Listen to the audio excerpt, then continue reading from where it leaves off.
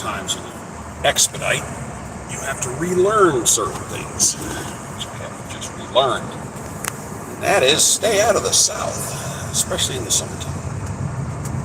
I had picked up a load on Thursday in Louisville, Kentucky, to New Albany, Mississippi, which is Siberia for expediting. It paid well, but I said, hey, I need a little kicker to get out of there because there is a 0.0% chance I would ever get anything to get out of there. And I was right. And I couldn't drop off until, they wouldn't let me unload until Friday morning at 7. Apparently there's nobody there. So Friday morning at 7, I dropped the load and immediately hightail it towards Huntsville, Alabama, because Huntsville, Alabama is as close as you can get to cargo down here. So that did not work. And I spent all day Friday in Huntsville.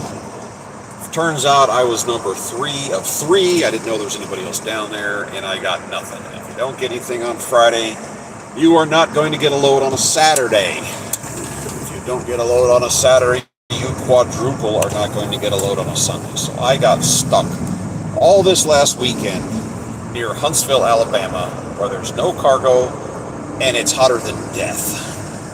Very frustrating. I've relearned not to come down here, to stay up in the corridor, the Northeast. So I sat around this morning and kept checking in, and they finally called me with a load, and I just picked up 2 pallets, 1,400 pounds. It's going to, I'm going to change my tow mode. There we go. Whoa, make it turn. Come on, brakes.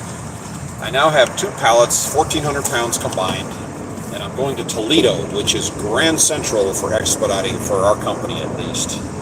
Thank God. So I am officially on the move here. Gotta mosey back towards the highway. It's about 5 minutes away. And then I'll get back up to speed. Back up to cruising. But I don't know where I am. I'm in Elkmont with a T, I think, Alabama. For these, whatever this is in the back, I don't inquire that much. So I have once again learned, do not go south. If you're an expediter, don't come into the South. There's nothing down here to get you out, and it's hot. Oh God, is it hot and sticky down here. And that is a hard existence when you are more or less living in a van down by the river, which is kind of what I'm doing. This is a direct delivery, and they need it there by 3 o'clock in the morning, and my current ETA is 9 o'clock tonight. But no matter how fast I drive, I notice my current ETA keeps getting further and further away, and I don't really understand. Oh, Texas turkeys. I don't really understand why, but this has me getting in at 9 o'clock tonight. Adjusting for just...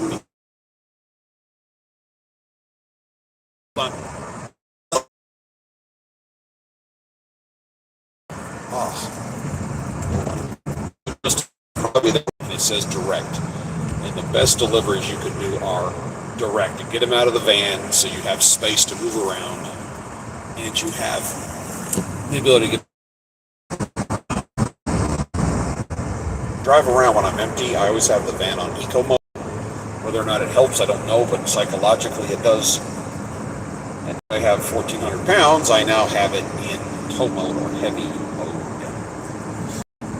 So we're still working our way back to the interstate up here.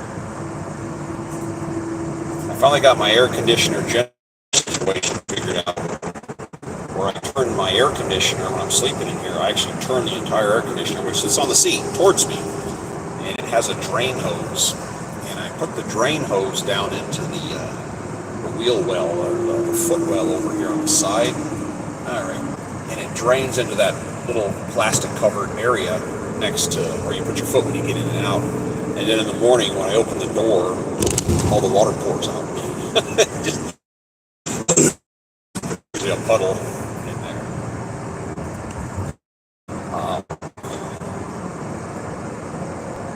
Hey, what's up, mister? I have a hard time reading this because of the lighting in here.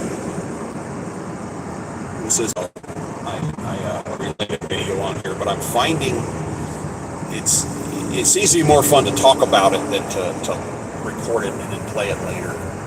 And that was a story. And I'm a big time history buff, and I keep losing the stream. I'm in the middle of this is actually civilization. Why does the stream keep dropping? This is frustrating. Anyway, I'm trying to work my way back to the interstate. Hopefully the stream will stay alive. I was up in Wisconsin and the stream kept interrupting, and it got to a point where it just shut itself down and said later. And really, so hold on, getting close to the road here. So anyway, I made a video about 2 years ago, and I study World War II, been doing it my whole life, and I pay attention to the Korean War somewhat. Two things that interest me. And there was a guy who got drafted in 1950 or 51, the Army, and during the Korean War period. And of course, nobody was really interested at the time getting drafted. He got in, and during basic training, they found out he was really good at swimming. And going overseas and being infantry, they made him a lifeguard at the Presidio, which is a really nice military base in San Francisco. I mean, he got the cush job. So he spent his entire... Again, that's like the fourth time this is dropped in 9 minutes. Wow. Anyway, I don't even know when it cut out on me. Love driver night. Yeah. Oh, you saw my old video, Allie? Yeah, I did the first one I did at night. Actually got a big return. I got bit by something in my sleep, my arm. Got swelling up for some reason. Anyway, this guy, so this dude's in the Army. Instead of, again, didn't go overseas, didn't go to Korea. He said he was a lifeguard, which was awesome. And his family, or at least his girlfriend, lived in Seattle. So Friday afternoon, he'd run to the local military airfield and look for a plane that was going to Seattle. And he would fly up Friday night, and then he would fly home Sunday night, go hang out with his girlfriend over the weekend. Hey, Allie, what's up? This is how he spent his time in the military, flying MAC flights back and forth to Seattle. It's not that far. I mean, it's pretty much a short flight. Did it every single weekend, no problems. Well, one of the times he got up there, up into Seattle, and Sunday afternoon he's trying to catch a plane ride home, and there's no planes going that way. So the sun's getting ready to go down, and he's kind of getting a little frantic because, hey, you got to get back to base. You can't not be there in the morning. And then he's talking air traffic control. He's talking to all those people, and they say, okay, we have a plane going down there. You need to go talk to the pilot. And it was a single-engine, single-seat aircraft. And I have never been able to find out exactly what it was, but it has an electronics compartment, radio compartment / storage compartment on it. It has one seat, no jump seat or anything. And my brain's telling me it might have been a Skyranger. The aircraft became famous in Vietnam as a ground strike, propeller-driven plane. But I haven't actually read anywhere what it was. So the pilot says, well, I'm going that way, but the only way I can carry you is in the baggage compartment of the plane, which you can't do that stuff now. So he says, all right, I'm desperate. He goes, you're pressurized, you'll have oxygen, because that compartment's pressurized, but I won't be able to talk to you, and you're just going to be back there. He goes, okay, so he climbs in with his bags, and he gets all crushed up in this radio compartment. The guy closes the door, and they take off. On climb out, the door, the little hatch door he got in, pops open. And he reaches out and tries to pull it shut, but you're trying to pull the door shut against the wind, which you're not going to do that. And he fought it. He can't close the door. And then he realizes as they're climbing, he can't tell the pilot, can't close the door. There's no light in the cockpit or anything.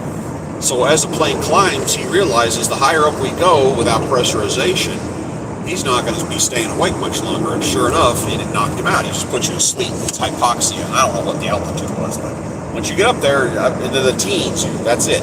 You're going to sleep. Next thing he knows, it's almost pitch black outside. They're a few hundred feet above the water, and the engine is quiet. And they're coasting down towards the water.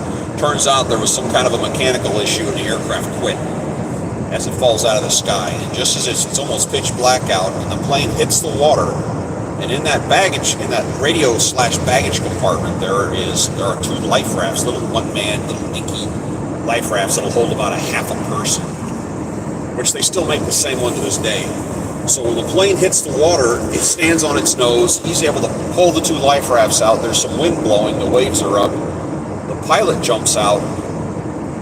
Because he's a strong swimmer, he gets the life rafts inflated and drags the pilot, who's a little bit hurt, not much, gets the pilot in one of the rafts, and his raft gets caught in the wind and just flies away. And it's gone. And the waves are popping, and the waves take the pilot away. So now the plane disappears. So now this GI is stuck in the ocean with no life vest, no life raft. It's getting foggy, and the waves are popping up and down. And he doesn't know where he is.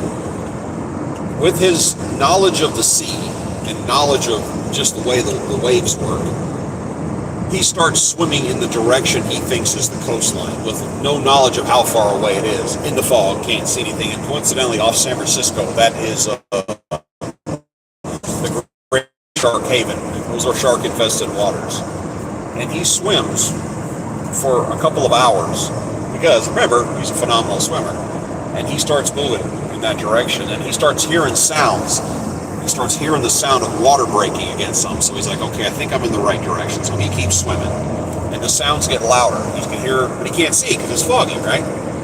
He keeps swimming, and then his knee bumps the ground, and as soon as he feels contact, he stands up, and he's on the beach, and he basically stumbles onto the beach spent. And it was estimated later that he swam, I think it was 4 miles in this freezing waves, heavy waves and everything, completely exhausted. By mere happenstance, he came to the beach near a lighthouse. There's a main lighthouse right there, just mere happenstance. And he basically crawls to the lighthouse, crawls up the stairs and gets in there, and the split second they see him, they run over, grab a blanket, wrap it around him because they knew who he was. They knew he was coming because the pilot made it to the beach and said, the other guy's out there still, we need to be looking for him. They announced him to the lighthouse, and they made their horn go off. He never heard it, but their horn, and everything they could to get attention. So they knew he was there, and that was like a close call on so many accounts, and that he lived. And the GI who did that later became Clint Eastwood, and that's how close we came to not having him in all those awesome movies starting in the 1960s by mere happenstance. And if you ever look at Clint Eastwood walking around, I mean, he's old now, and if you get a picture of him younger, you'll notice his legs go up to his arms. And he's got long legs, which is for running and whatnot. I'm the complete opposite. I have little stubby legs for my height. And he's got the legs that go on for days. So what's going on in everybody's world right now? I am currently northbound on, don't tell me. I think I'm on 65. Yeah, I'm on 65. Going northbound. I just crossed the Tennessee line. The sun's behind us, which helps. And I am heading towards Toledo. This is a direct delivery.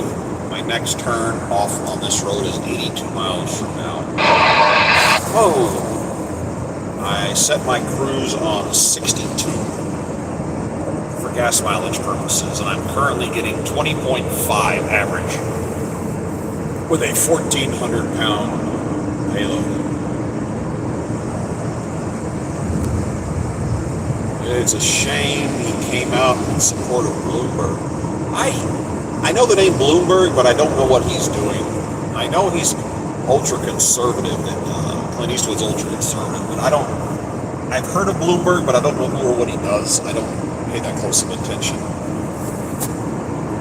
I mean, look at Elon Musk was on board with the conservative thing, and then he branched off to do his own thing, but I don't know if his own thing is gonna get that much interest. It's like Bill Gates. Bill Gates decided to get his involvement in politics. I'm like, dude, you make computers, you're good at it, keep doing it. Make good software, you're good at it. Leave politics alone, but do what you're good at. That's why I don't talk politics. I'm not good at it. rest area, welcome center. Been in there a million times. My mother collects maps. She likes state maps. Every time I go into a new state, I grab a map for her. That's how you keep old people busy. Coincidentally, they're driving home from New York right now. My mother and my stepfather are passing through Cleveland as we speak. Heading back to Texas.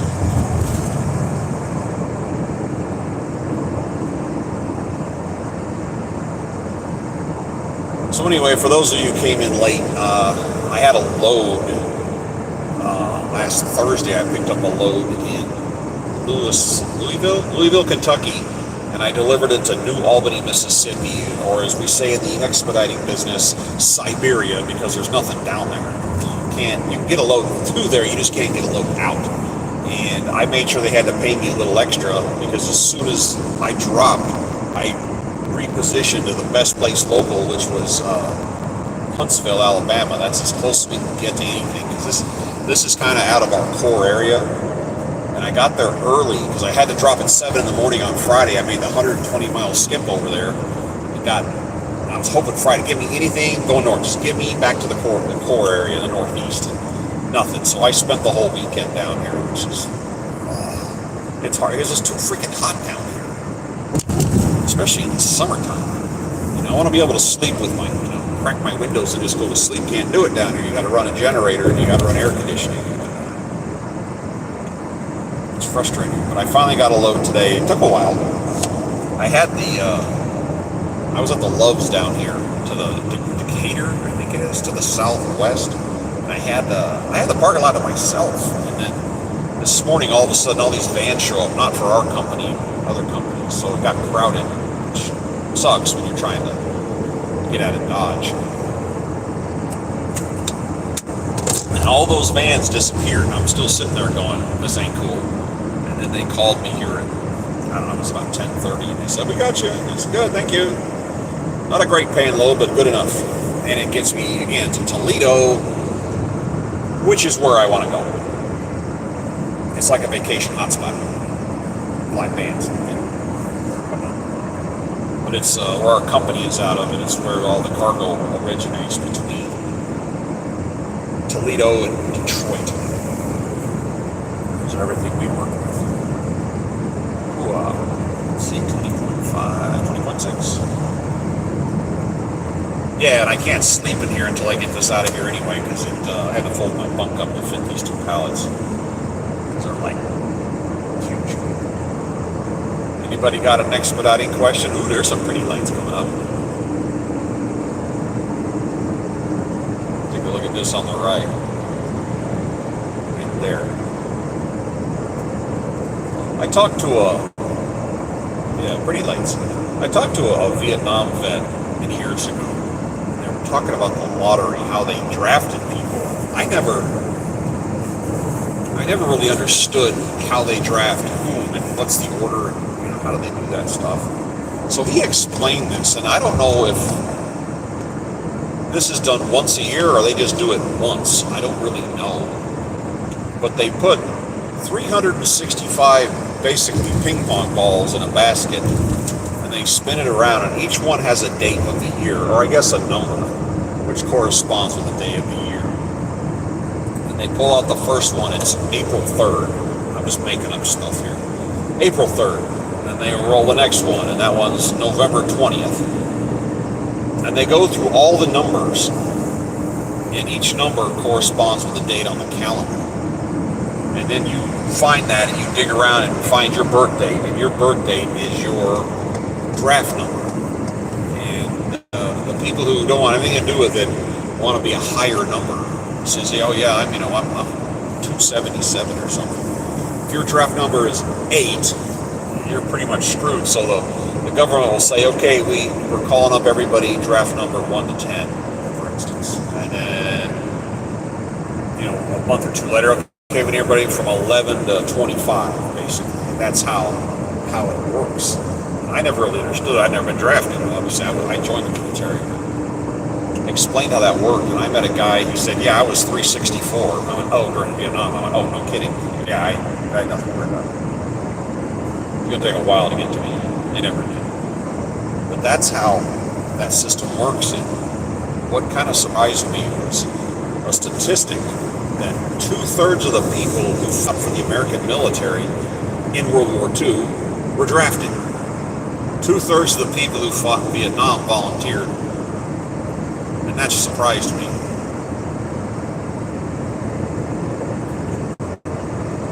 Bridge with no height.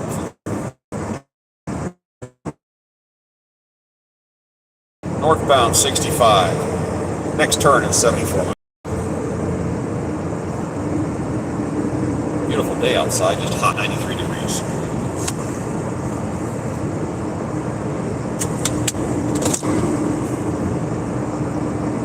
Anybody got a question or a topic?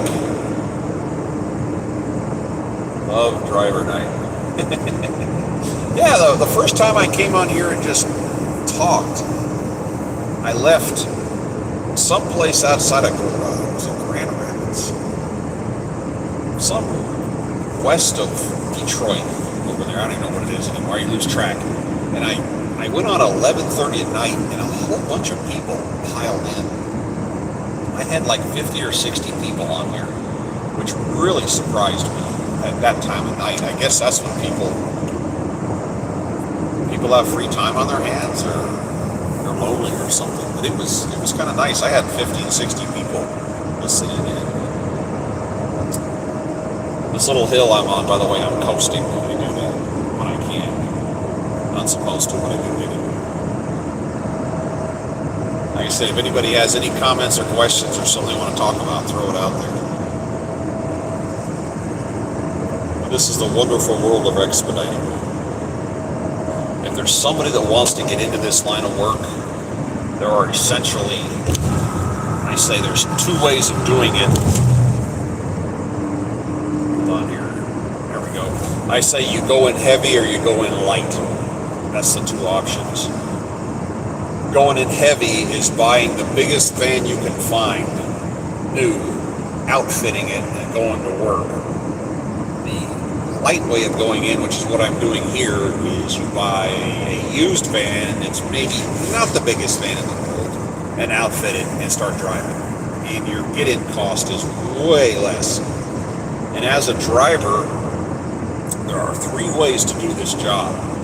The quickest and cheapest and easiest way to get in is to find a company, an expediting company, and the company itself does not own vans. That's not how they do it. The vans are privately owned, and you tell them you want to be a fleet driver, meaning somebody owns the van and you're driving it. And a lot of the fleet owners, it's like a private person. They may own 5 vans at the same time, and they just rent them out. And how they work when you operate under somebody else's motor carrier number, which is what I'm doing, is a fleet owner pays for the maintenance and pays the insurance on the van. The company you're driving for, the motor carrier company, pays the loaded insurance because you have these 2 policies, loaded up. And you work out a deal with the owner, and it's a moving target. It's a split. Usually it's a 65-35 split of the money coming in. But the driver pays for their own gas, which makes you very conscious of how you drive and where you buy your gas. And how does it work out long term? I really don't know. I don't know how it works out. That you're splitting your money with, again, it's not your responsibility. The van isn't your responsibility. You're just driving it. That's the easiest way if you want to stick your toe in this line of work and try it out. Anybody can do it. All you need is a driver's license. You know, they'll talk to you, kind of do a quasi-interview. As long as you're not, an idiot or a bum, they'll hire you. You just be willing to come out here and drive. You gotta live on the road. And some people can do this job and some people can't. There was a dude out here, I don't know, a while back. He was a young guy, he was in his 20s. And he went in heavy. He went out and bought the biggest Mercedes 4-pallet van, the big one, brand new. Spent a dump truck load of money on it, outfitted it, put in a fridge and a microwave and a TV, every possible convenience you could have in a van he had in it. And he started driving. I don't know who he worked for, but he started making videos. He started making videos all over the place, and he made it 3 weeks. And then he goes, I don't like doing this. And then shut the whole thing down. He quit making videos, and there was a note that he's trying to sell a van. Well, good luck. You can't buy a brand new vehicle and wait a few weeks and trying to sell it. That's not going to happen. So he didn't stick his finger and his toe in the pool. He just jumped in until he found it was too hot. So, like I said, if you want to try this kind of work out, go drive for somebody. If you like it, then buy your own van and drive. You can drive for somebody. And then there's the third version where you own your van. You completely insure the van yourself. You operate under your own motor carrier or MC number. And you find your own loads. That's the trick, is how do you find loads going down the road? That's why I like working for the company I'm signed on for. Is not only are they paying the insurance, but they're finding the loads and they have the connections. And I have set foot in a dispatch office exactly once, and you stick your head in the door. It looks like gamer's paradise. They're sitting on a desk with 6 or 8 computer screens looking back at them, load boards. And your van is on their system if you're available, and it puts a 75-mile ring around your vehicle. It says what your load capacity and the dimensions of your cargo area, plus any other notes about they can't do this, they won't do that. There's people that come out here with really weird restrictions on what they're willing to do, and I don't really understand that. There's some people that will say, well, I only want to work in these 3 states. Or there's another guy I heard who said, oh, I don't want to do a load over 100 miles. I'm like, how are you supposed to make money if you pigeonhole yourself, limit yourself? You got to be kind of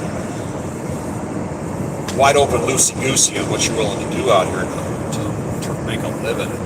The best load I've ever had so far was Niagara Falls to Los Angeles. Picked up a carbon, they said it was like a giant gasket, like 3 feet diameter. I have no idea what it's for. But they said it was delicate and they don't like to ship it by conventional means, so they threw that in here. And I went 2,500 miles, which was a great trip out west. I quickly got onto I-80, and from there I don't have to navigate because I've actually done that. For you people that are into cars, that's the Cannonball Run route, and I did the Cannonball back in 2020, which I've talked about on here a few times, and I followed the same route, just at a slightly slower speed, and I enjoyed it all the way, 80 all the way to western Nebraska, and then 70 down to the southwest outside of Denver, and then you take 70 up over the mountain into central Utah, and then you catch 15 and it runs you down towards LA. And it's a beautiful drive once you get out west. Absolutely beautiful. It's also bone dry, which makes it comfortable. Oh, and I got to stop in Grand Junction. I made a video about this.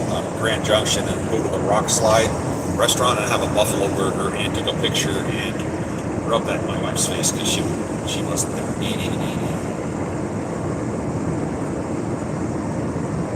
And if you ever get some free time on your hands, go travel to Grand Junction. It's really a nice area.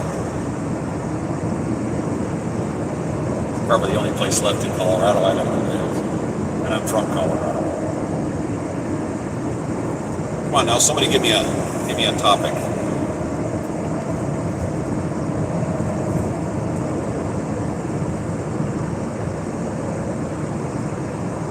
It's a beautiful day for driving too. Not a lot of traffic. Of course, I just said that out loud, so I probably jinxed it.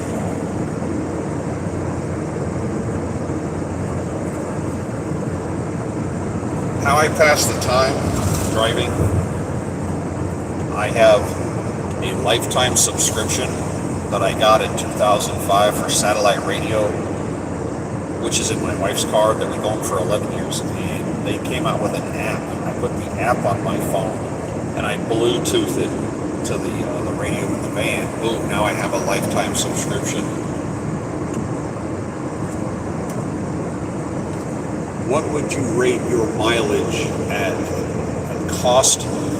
When I first started out, I had to break down what it would cost to drive this thing. And I was just estimating my numbers. And I was averaging, this is the number I had in my head, I was averaging $2.80 a gallon was the math I did. And I was doing the math on this van at 20 miles per gallon, and it came up to 14 cents per mile.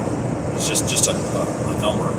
And with rare exception, I get between, on the interstate at 62, which is my magic number, I get between 21 and a half and sometimes almost 25 miles per gallon out of this thing, and it makes no sense, empty or loading.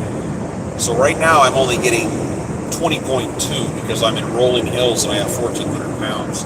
And that's, again, $2.80 a gallon.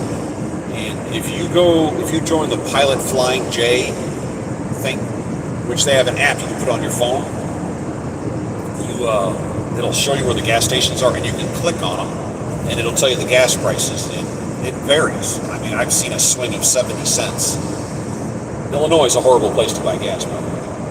And if you have the app, you get a 10 cent per gallon discount, which, again, will be 10 cents is 10 cents, right? Multiplied by a tank. So my actual cost of driving is probably closer to 11 or 12 cents a mile for fuel. And your loads out here as an expediter on the low side, you know, and this is a moving target depending on if you're doing your own loads. And there's, again, people do their own loads, it's different, but operating for somebody, it can get as low as 80 cents and sometimes a little over $1 a mile. But if you do a short load, they tell you, like, yeah, it's 120 miles, they'll pay you like $200, just a flat rate. It's not based on mileage. So it's kind of a moving target.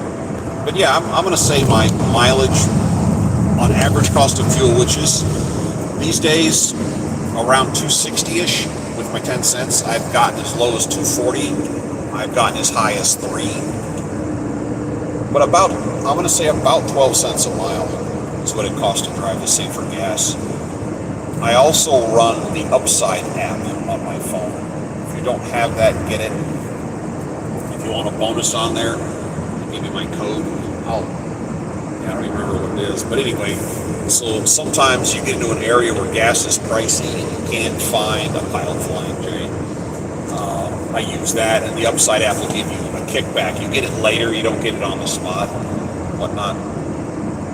But that's the main reason I use Pilot Flying J. There's also Loves. Loves does the same thing, but when you're taking on fuel, as long as you take at least 15 gallons at one setting, you get a half a shower credit.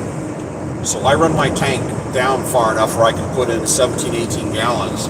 You get a half a credit, and then the next time you get another half credit, and on this drive I'll get a full credit.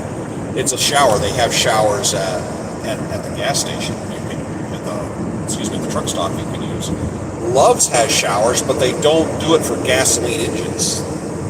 I found that out.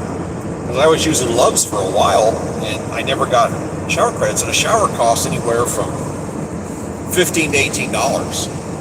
Whereas you're doing here, it's free. You know, you need to get cleaned up every once in a while. You don't want to go spend money and get a hotel room just don't get the shower. So you use the truck stop showers. According to my uncle, who died about 2 years ago, he drove truck for 50 years. And he said back in the day, they used to have showers at rest areas in certain parts of the country. I was like, no kidding. He goes, yeah, you could pull into a rest area and have shower rooms. It's kind of cool. They don't do that. But that's back in the day. So that's why I use Pilot. And with a few exceptions, Pilot's a good place to park at night. You just don't want to be parked all by yourself. You park with a group of people, kind of like strength in numbers. You don't want to stand out. So that also tells you, you're driving in the middle of the night, you need to stop. You get out your app, and it's a map, and you tap on it. And you go, oh, okay. Here's one, it's 80 miles away, and the gas is this. Well, this one's 87 miles away. Oh, their gas is cheaper. Let me go there. You just kind of click on it, and you navigate to it. That's just an idea. But yeah, I'm going to say for this van, at the speed I travel, which is 62, is probably averaging me 12 cents a mile for fuel costs. And I have put, I have put 40,000 miles on this van since I bought it in January. And it's a used vehicle, and I spent some money on it. I put tires on it, did the air filter, had to pull the manifold off to replace the spark plugs because they're a pain in the ass to get to. Did the transmission oil change, did the radiator fluid swap, which was getting bad. Change the oil, keep fresh oil in it, and I think that's why it's been good to me, because it literally has not given me a hiccup worth of trouble in 40,000 miles. The battery did die, but it was the original 5-year-old battery, which I've never heard of a battery that old, ever. But I had to replace the battery here a couple of months ago. But other than that, no problems, no complaints. And your choices of vans, generally speaking, are the Ford Transits, the different sizes, the Dodge ProBaster, and the Mercedes Sprinter, which all these vans, generically, are called Sprinter vans. I like the Ford. I think the Dodge would work okay. They have a few generations of them that have problems. My biggest issue with the Dodge is the seating position is weird. For me, it's less like a car and more like a bus. The steering column is low, and the steering column itself goes into the floor kind of between your legs. And when you're tall, it's actually hard to reach the steering wheel. It's awkward seating position. And I think long term that would probably be a bad deal. I've never heard anything negative about the Mercedes, but it's a Mercedes, which means because there's a letter M stamped on all the parts, it's probably going to cost 4 times as much to fix. Lie true. Yeah, stay in the right lane. Yeah, I don't block people. I stay over here. Like right now, I'm flashing this guy. You watch him, it should flicker at me. There it is. So, you always flash your lights for the trucks and stuff. And I do have a CV. CVs aren't as useful as they used to be, but yet they're useful. People talk on them, and when something happens, like traffic stops or lane closures, they light up. I add police reports. If I see a wreck on the other side of the highway and traffic backing up, I will announce to the people, I'm going north, they're going south. I'll say, hey, southbound, the hammer lane's plugged, get over to the right. And they acknowledge it. They'll start working their way over, because it's hard to get up on a wreck, come around a corner, and then have to work your way over when nobody will let you. So you use them. They're quiet though, for the most part. There it is. Yeah, I don't get anybody's way out here. I stay in the right lane. I'm not like these people. Oh.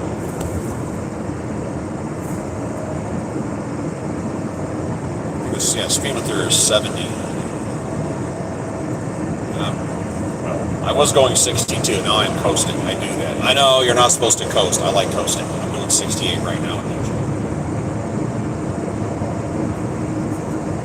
This guy's hammering his brakes.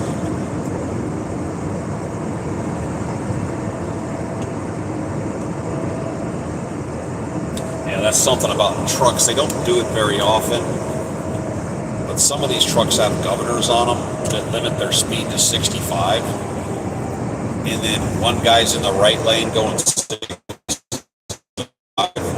and a trucker decides to pass him with a truck that's 65 mile an hour governor. And it's called a governor's race. People say, what's going on? Governor's race. Oh. It's like, really, dude? And ultimately what happens is the guy in the right lane will back off and let that guy get past, because the guy in the left lane's not going to give it up. It's kind of sad.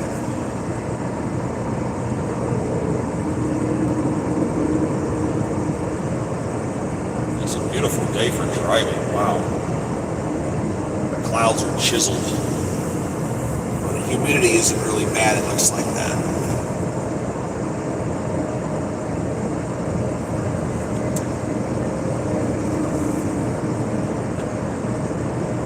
There's a couple places out here in the west where they want to zap you for tolls, so I actually program my GPS and my phone GPS for avoiding toll roads, but you got to make sure they don't take you too far out of the way.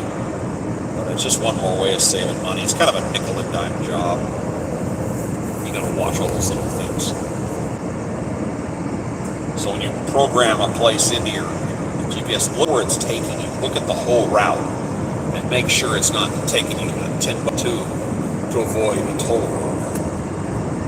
That's happened. I've looked at it sometimes. It's trying to run me a long way out. And you need to either update if you have a satellite GPS, which I run because there's a whole bunch of places your phone doesn't work around the East Coast specifically. But there's places your phone will not have reception and you lose everything. You have to have satellite. And I like having a standalone navigation thing, which is why I have the old school GPS, but you have to update them.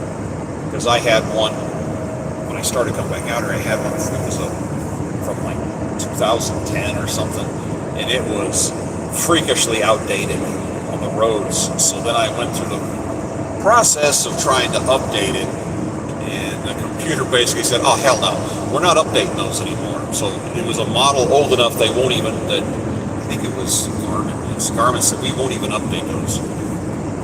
They're so old. In other words, go buy a new one. So now I have a new one. And don't buy a Chinese model. Steve M. Yeah, I used to drive straight trucks and cargo vans for a company. I drove straight trucks. No see on 120. Okay. I'd come to get out of straight trucks, jumping in cargo van. Yeah, I tell you what, driving a van is not only is parking way easier to find, you can drive it to the grocery store. You can drive it into a parking lot where they put those metal bars that keeps vehicles out. You don't run into that.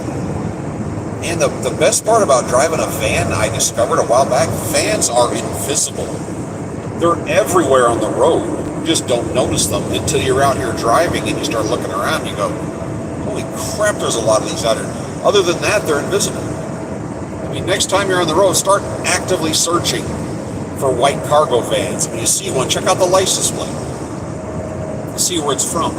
It's probably from a different state. Yeah, this is way easier. Oh, and when you get somewhere, let's say there's 10 trucks in line. You know, they're waiting to back up to the dock. You're waiting on dock space. I can't use a dock.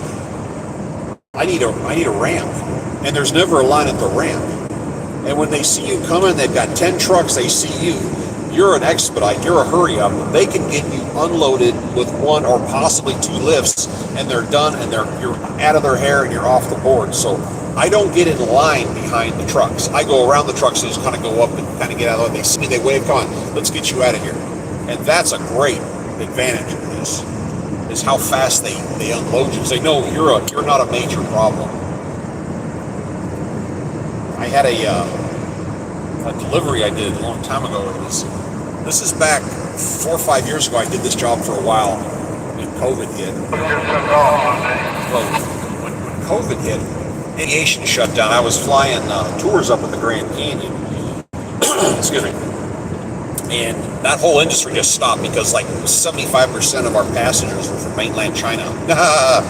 And all the air travel stopped. So the whole tour industry of Las Vegas quit on a dime. So I started doing this job for a while until that slowly came back. And I had a pointless conversation. I already forgot what it was. Oh yeah, that's when they had the chip shortage. Remember for cars and trucks? There's a company in, I can't remember where it was, Marshall, Indiana. It was running 3 shifts. They were making the chips. And the chips they make look like little candies, and they're individually wrapped, and the wrappers are all attached. So there's like a string of them. I mean, you could roll it out and go all, across your yard with them. And I went there multiple times, and you pull in the parking lot, and there would be like 3 or 4 vans sitting there. And these guys are wrapping these. I got to walk around in their little factory. It was kind of cool. Machines that are making these computer chips.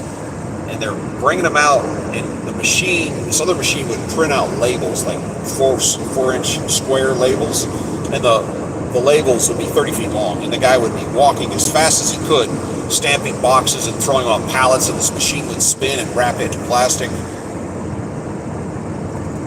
Yeah, that's what I'm saying. They want to get you as quick as you can. That's what I was talking about.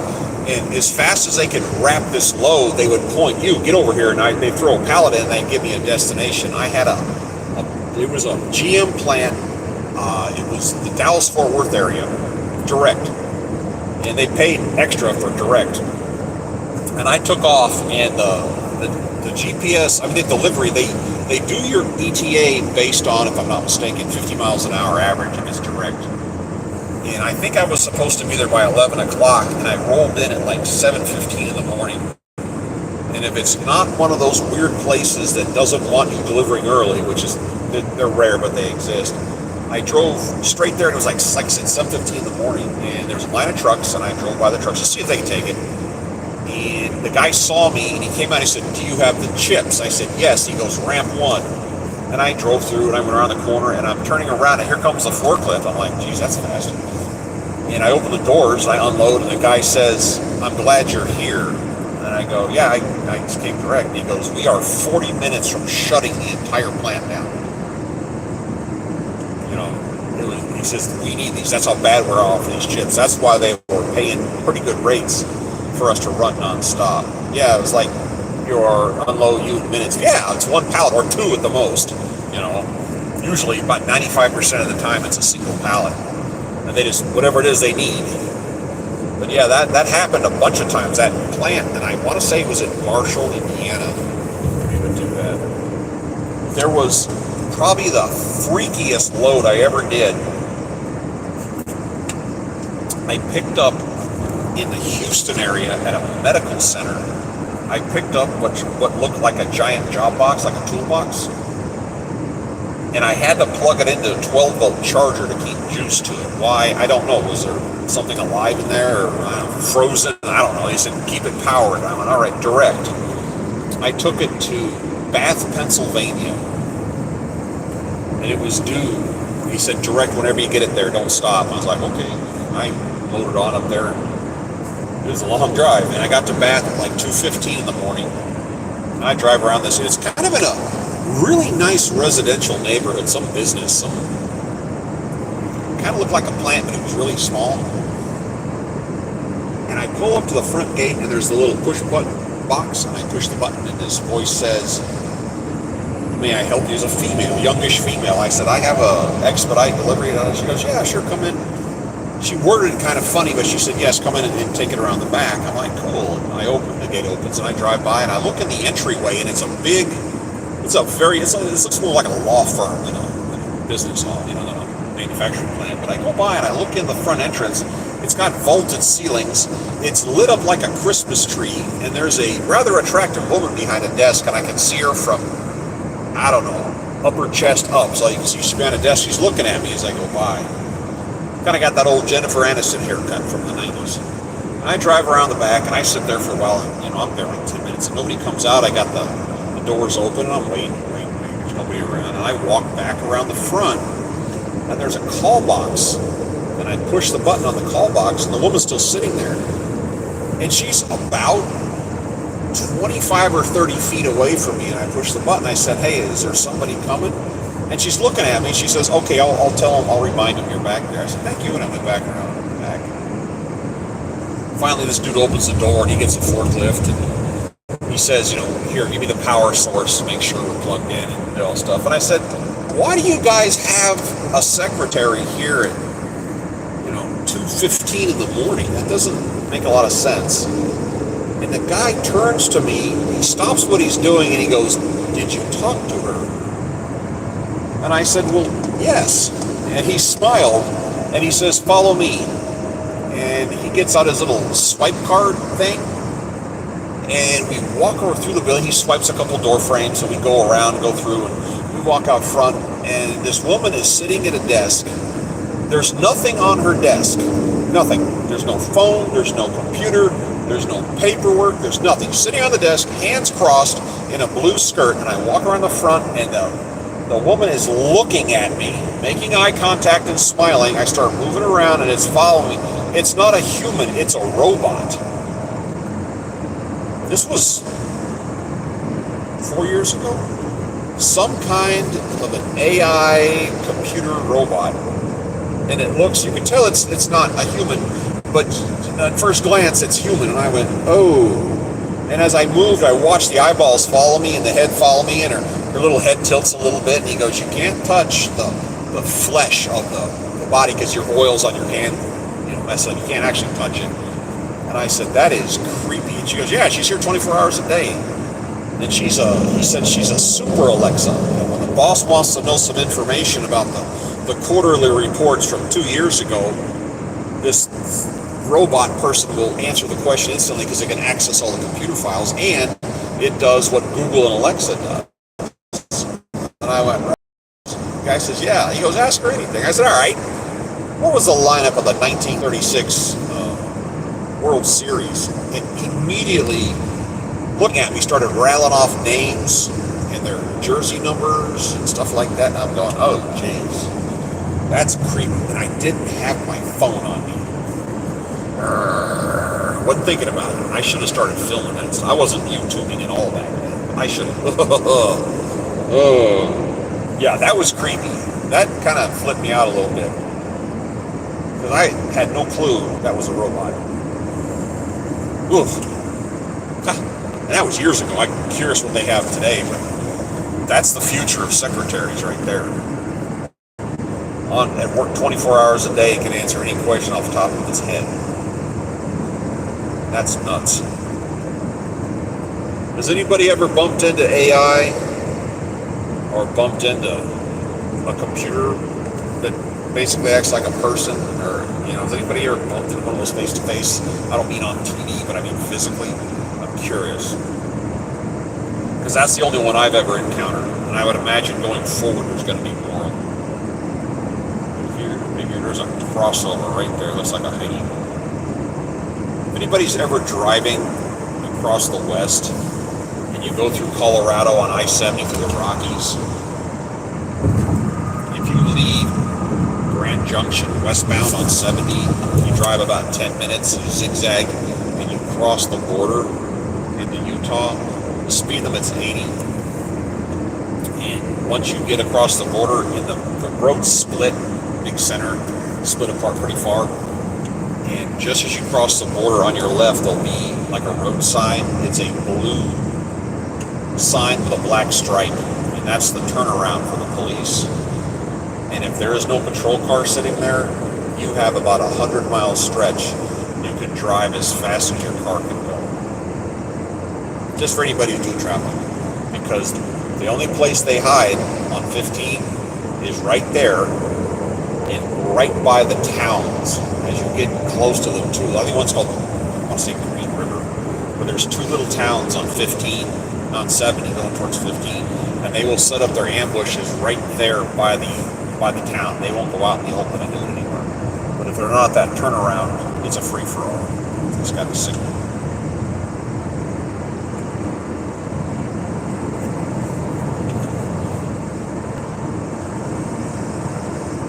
There's a man. He's got some logo on it. And that's not an Expediter.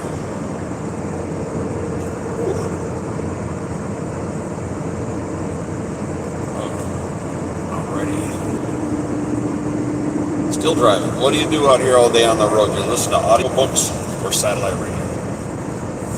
That's my two things. I like big band music, I like 80s rock, and I like autobiographies, historical autobiographies that have to do with World War II and or the Korean War. That's my passion when I'm out here driving. And if someone's looking for a really good book about World War II, there was one written by kid who France got invaded by the Germans, and he's one of the people that fell for we're all on the same team now.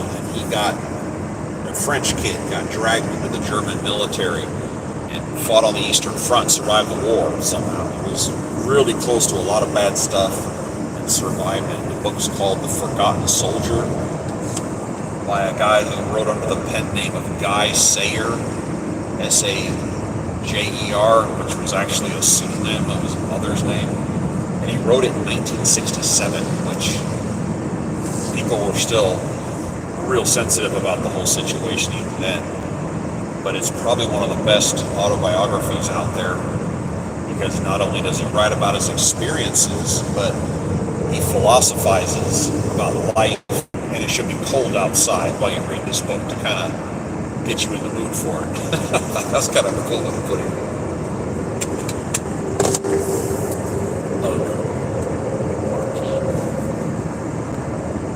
Yeah, don't drive close behind a dump truck like that. They have a nasty habit of dropping stuff. Even when they're empty, they find stuff to drop.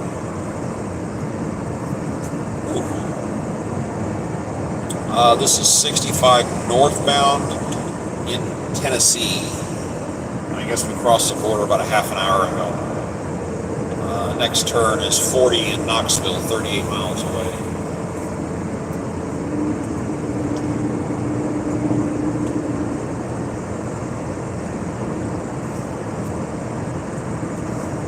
If I'm going uphill or something, that 20.8 miles per gallon is what I'm at.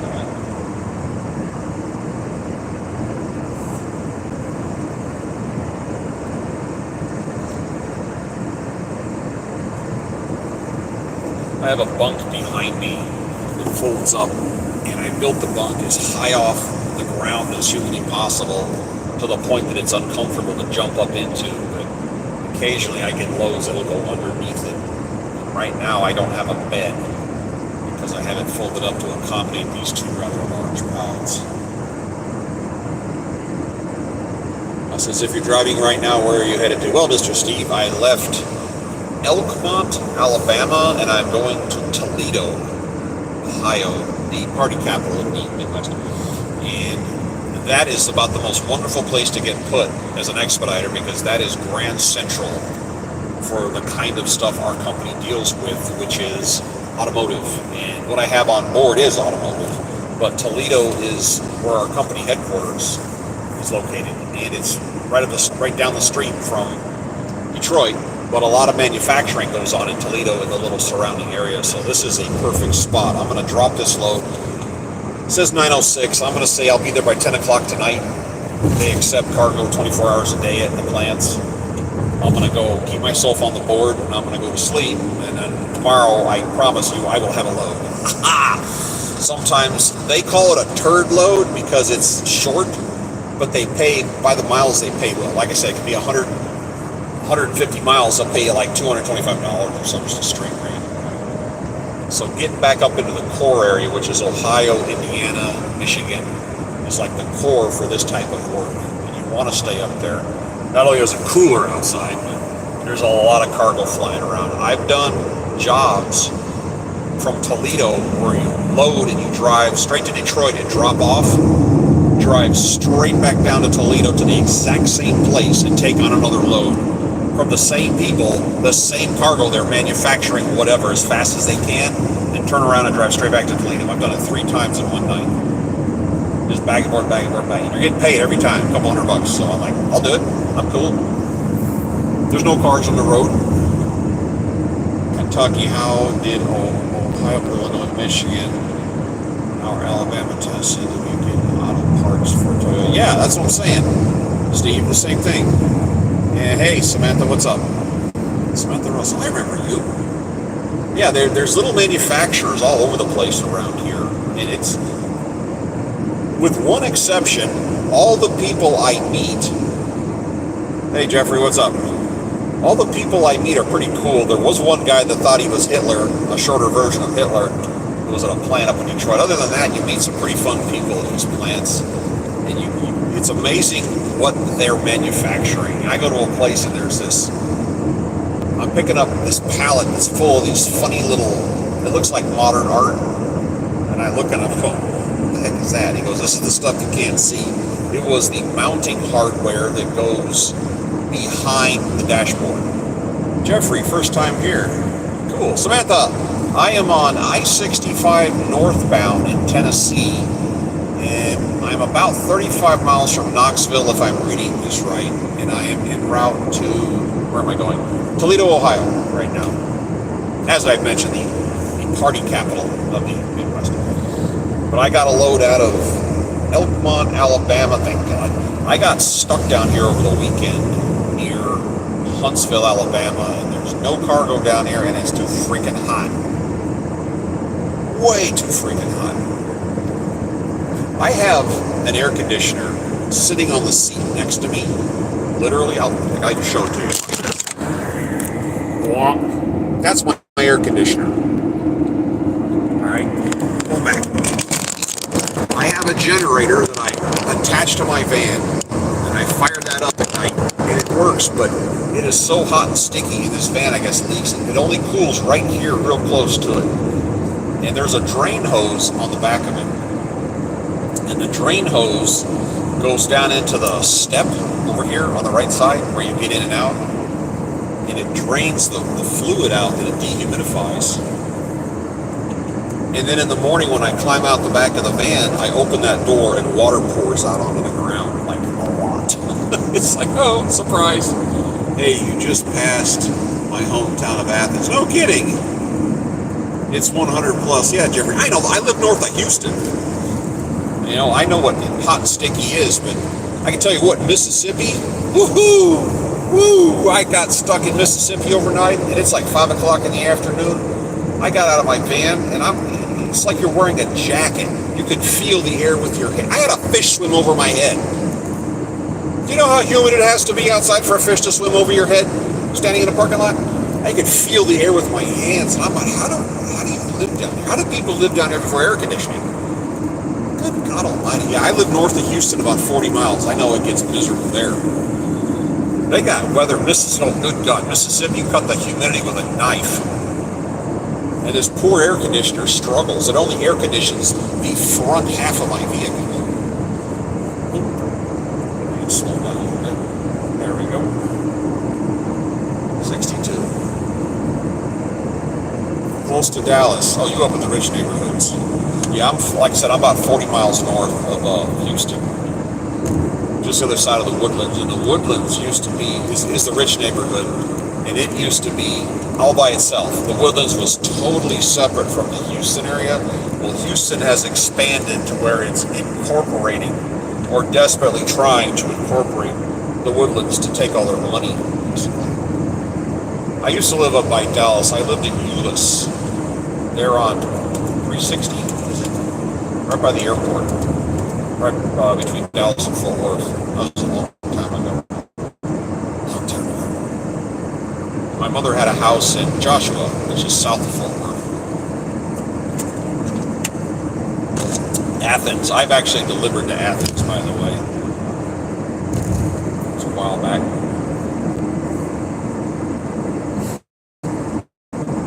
I knew the live stream. I only started doing what live streaming was. I just make videos to entertain myself. And because I see, I think Rob Williams said it best, if you look around, you will find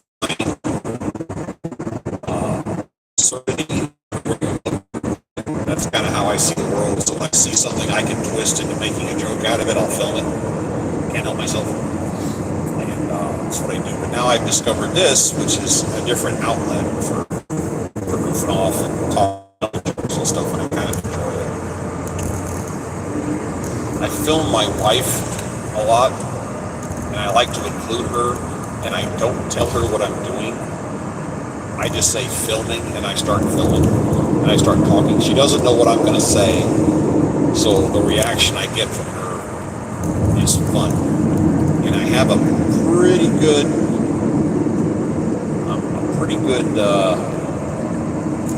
list of things I'm trying to use on her, but I can't until I get her presence again. Jeffrey, oh, you're down by Beaumont. That's not like Dallas. Beaumont's Beaumont. I know that. I've driven through there a million times. I used to fly out of Sabine. My boss pilot lives at a fly-in community in Bay City, or Bay City, right there. But yeah. Merging traffic. Let's see here. Fortunately, my AC is far enough back that it doesn't block my view. Okay, sorry, watching mirrors. Yeah, I've been through Beaumont a billion times. I live in Conroe, in case you're wondering. I've lived in Conroe now for 25 years. I've lived in Conroe. We now have my wife and I now have a townhouse. The kids are grown and gone, so we downsized So there's no room at the inn, as they say. So we have a townhouse.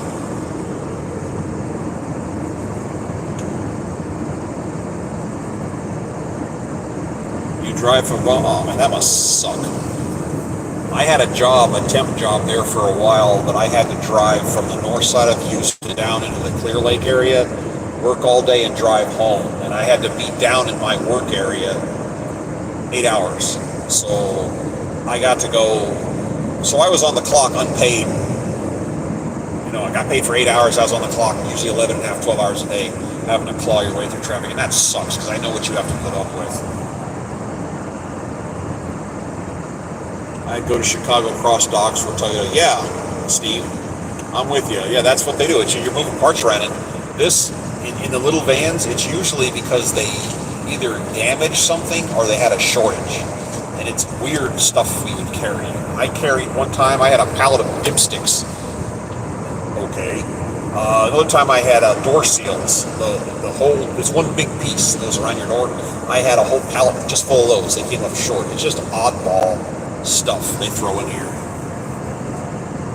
And usually it's a shortage, or the math didn't work out, or something got damaged or broken or contaminated. But we carry weird stuff. A lot of times I don't even know what I have in here. Like right now, I don't know what's in here. It's some kind of machine parts. It has a pallet. There's a bunch of boxes, and there's another plastic pallet that looks like the one on the bottom. It's upside down on the top, and it's closed up. So I mean, it could be atomic parts, it could be sex toys, I don't really know, I can't see it. I just know each pallet weighs 700 pounds. But it was a manufacturer, and it said electrical, the name had something to do with electrical stuff. Whee! Man, this isn't as much fun, all these cars around. Let's see, it's 1 o'clock, I'll go. See, here's a problem. My watch says it's coming up on 1 o'clock, and I don't even know which freaking time zone I'm in right now. But at least I'll get through Knoxville before rush hour, I hope. Of course, rush hour is getting to me all day long. Yeah, Jeffrey, driving, yeah, I understand the pain of driving in and out of Houston every day. That sucks. Too much traffic. I turn 57 next month, and my wife and I are the exact same age, and I'm just trying to get to 62. 62 in 5 minutes, and then I'm retiring, and my wife and I are going to pack up and go. It's 10 to 1 in Texas right now. Okay. So I'm still in the same time zone, I think. My phone, I'm saying I have a dial-faced citizen. What I'm saying is I don't know if I've moved over to Eastern time zone right now. I'm trying to figure out if I'm going to be catching rush hour. Blows. Parts. Yeah, the traffic stops abruptly though. I mean, it just, you know when you're going to hit it. Once you hit it, that's it. Going into work in the morning.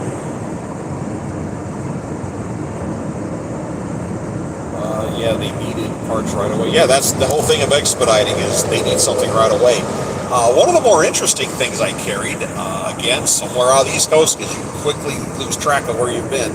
And it was a giant electric motor. I mean, like, it was on a pallet. It was armpit high, the motor. And they ate my whole van up. I can't catch the traffic until I get to, yeah. Once you hit it, though, once you hit the traffic, you hit it. But it was a very large electric motor on an oversized pallet. And it was going to a Campbell soup plant in Kansas, on the eastern side of Kansas. And I got out in the open. I drove through the night, and it was, again, they had me timed to get there at like 11 o'clock based on the distance, and I rolled in at 7 some in the morning, drove all night long, and I pulled in, and I opened the door, and there was a whole bunch of engineers and bosses and all these people standing around, and they all spun and looked at me, and of course I'm dressed, let's just say casual, and I walked in with my clipboard, and they said, "Do you have the motor?" And I said, I didn't open my mouth. "Do you have the motor?" "Yes." And they all got super excited. It was like you pulled the fire alarm. They all started running around like crazy. They go, "Oh, thank God." And I'm like, "Okay." And they said that it was a Campbell soup cannery. And they said these motors are decades old. They have like 5 of them running. And he said, that motor not being here is costing us like $30,000 an hour in production. Good God Almighty! And he goes, these are they're decades old. And he goes, thank you for getting here early. Thank you for getting it here. Then he looks at his watches. Thank you for getting it here early. And he goes, you just saved us about $90,000 by coming early. Holy crap. I didn't realize that's what we need right now. I'm trying to read this and having a hard time. Oh, O'Neill? Hey, O'Neill. Hi, how you doing? Join in for the fun. We are on I-65 northbound in, don't tell me, Tennessee, coming up on Knoxville here somewhat. Passing through, I think I'm staying on 65 a little bit longer. Back the GPS out. I'm heading to Toledo, a direct delivery up there of, let's see, yep, 65 straight through town. And I've been on this road so many times, lost track. I totaled one of my trucks on my way to work going through Chambers County 8 days before my birthday. Oh, wow. A work truck or your truck, Jeffrey? Whose truck did you destroy? I have owned a fleet of Volkswagen Bugs in my life. I'm a big-time Bug fan. And the last one I owned about 4 or 5 years ago, because I was doing this job, I didn't need the car anymore, and I gave it to one of our daughters who lives up in Oregon. And it was an '08 Bug. It was bright red. It had the tail on it. Tinted windows, nice wheels, new tires. The interior had been reworked so it looked brand new. It had wonderful. Hold on a second. Junk call. Sorry, spam call. I get a lot of those. And beautiful car. It had a high-end program radar detector in it. It had a high-end stereo system with speakers, front and rear-facing cameras. It looked like a brand new car. It was wonderful, 6-speed cruise, all power, everything, sunroof, beautiful, wonderful, awesome car. And I gave it to her. She was stunned. I said, I just don't need it anymore. So she flew from Oregon to Texas, and my wife and her got in it, no kids.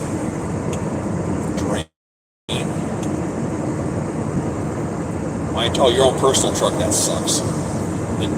My wife and the daughter got in the car and drove a cross-country trip together with no little kids. I got grandkids.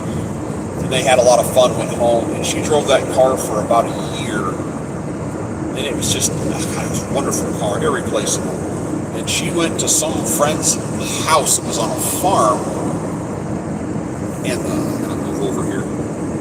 And it was an automatic, and because I come from a stick shift era, I have a habit of setting my parking brake every time I get out of a car.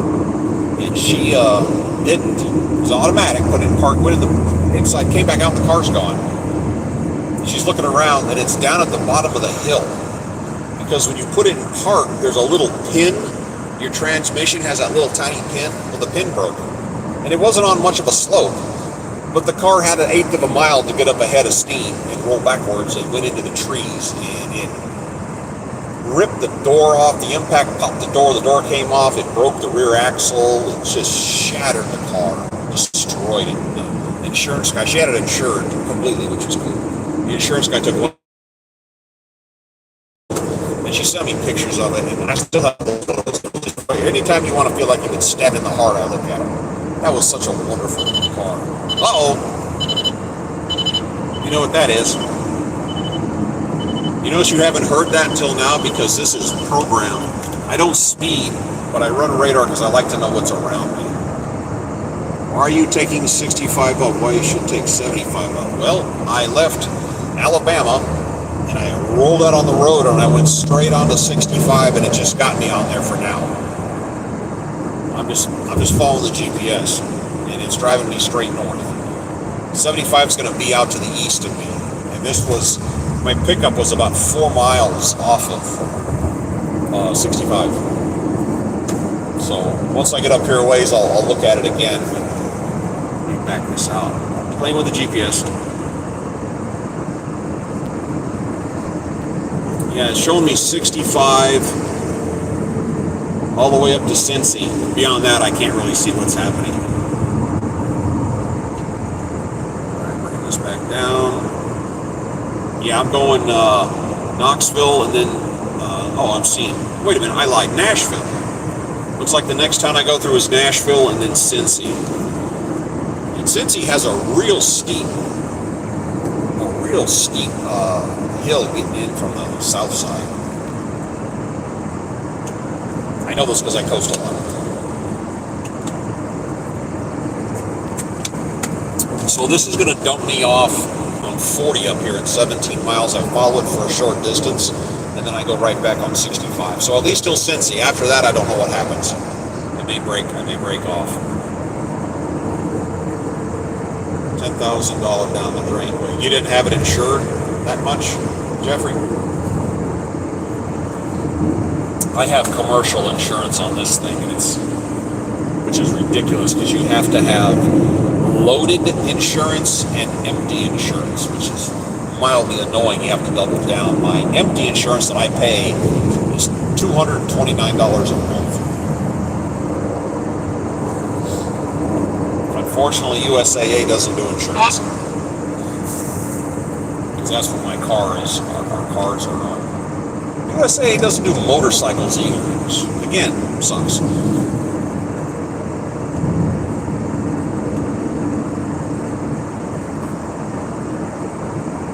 Oh, you had liability only? Yeah. When I can, I run liability only. I have a Burton scooter I run around town on, and my liability insurance is $6 a month. But I'm a big time spender, so I buy 6 months at a time, to show off.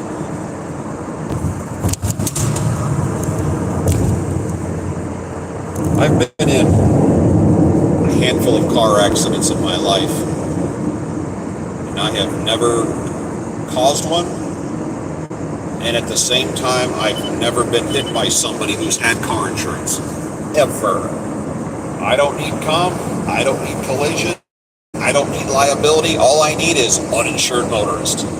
I literally get hit by somebody, I get out of my car, and I walk up and say, you don't have car insurance, and you probably don't have a driver's license. I go, 75 to Cincy. I think I'm hitting Nashville. I'm zigzagging, and from what I can see, it's 65 all the way up. I don't know where 75 comes into this.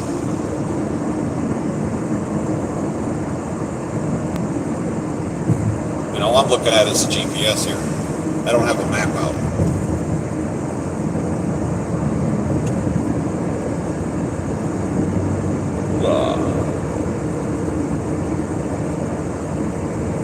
I don't like it when there's this many cars around. Yeah, uninsured motorist. I'm pretty sure I'm the only person in Texas that has car insurance.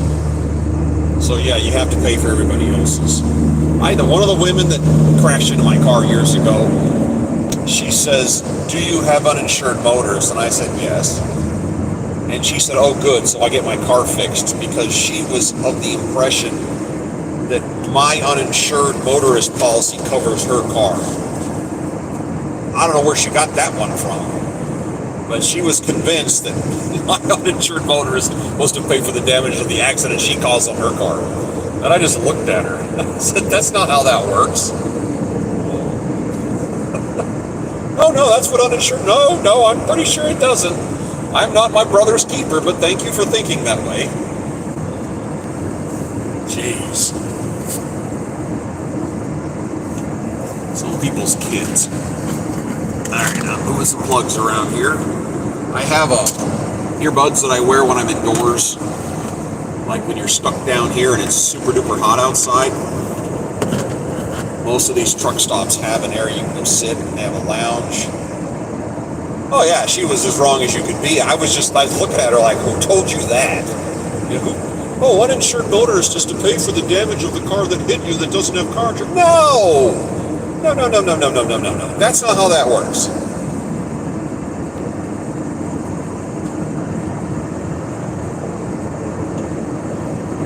Yeah, the paper plates, jeez. We had a neighbor, kind of a scumbag neighbor, they're gone now. They had paper plates on their car for years and years and years and years. And I don't know if they were making their own or just renewing, but they never put tags on their car.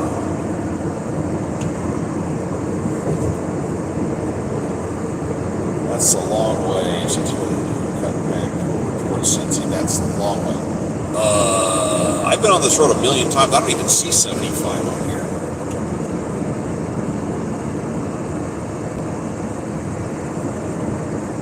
Oh, get back in my lane. Here we go. I'm playing with my GPS here.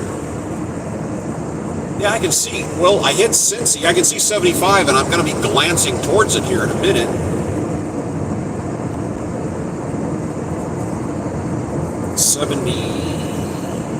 Yeah, when I hit Cincy, it looks like 75. Oh, turn that down. It looks like 75 and 65 meet in Cincinnati, and I'm kind of glancing towards it right now. Let me get back on here. Bring it back in. I feel like I'm texting. Oh, they buy them?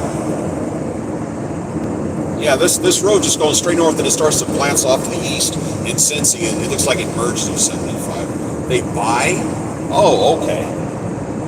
I've been in the DMV in Texas, and people come in there trying to switch registration around, and I'm listening to this conversation, and they go, oh, this has to be signed by the seller. And they go, oh, the seller's in Tomball, which is 45 minutes away. And they go, okay. And they say, go get it signed by the owner and, come back. So they walk outside, and 90 seconds later, they walk back in and get in line. I'm like, oh, wow, that was a fast drive. From car lots. Yeah, the people that lived in our complex, there's about 60 units in my townhouse complex, and they're owned, but a handful of them are renters. They rent them out, and the people that get in there that are problematic usually don't last very long. And this was one of those problematic people that they drove, 20-year-old POSs, and they always had that paper tag perpetually from car. Yeah, car lots, you got to watch out for them. Oh, by the way, if you're ever buying a used car from not a reputable dealership, but a little tiny car lot, the reason those people exist, those little car lots exist, is they go for the bad credit, no credit, and they're usually selling a car. I got 2 arguments with 2 different dealerships behind my tags. I won both times. Oh, cool.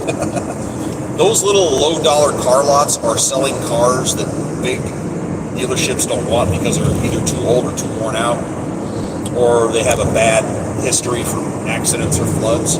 If you're ever buying a used car from a small lot, one of the things you need to do, first thing you do, if you want to know if that car's been underwater, because there are flood cars, and they'll pack them up and ship them to the other side of the country to get rid of them. Put the driver's seat all the way back and look at the runners, the part that the gear on the floor, that the teeth go backwards, where you latch your seat. Those metal runners, they're fore and aft, under the driver's seat or passenger seat. They're raw metal. If they've been wet, they're rusty. And that's the quickest thing to check is, well, look at. If they're rusty, that at least that much of the car's been underwater. That's a quick giveaway. And then pop the glove box open, reach inside and curl your fingers back towards you and feel around for a lip. If there's grit, like sand and grit, that means water's been up in there. It's a place they can't clean. That's 2 things I tell people if you're curious about flood, because they'll clean up a flood car. They'll rinse it out and they'll dry it out and they'll vacuum it out and they'll spray good smell stuff in there and they'll like, oh yeah. They'll try to hide that. It's funny. I hear you. That's just something about flood cars. Is if they have a big flood like down here in Texas, they'll pack all those cars up and ship them to Ohio. Wholesale them and get them to Ohio and get rid of them. Try to pass them off. So those runners, sometimes you get a little bit of teeny rust because they're exposed to air and humidity. But if they're like rusty, they've been underwater. And yes, they pawn off. Carfax is great. I mean, that stuff is all wonderful.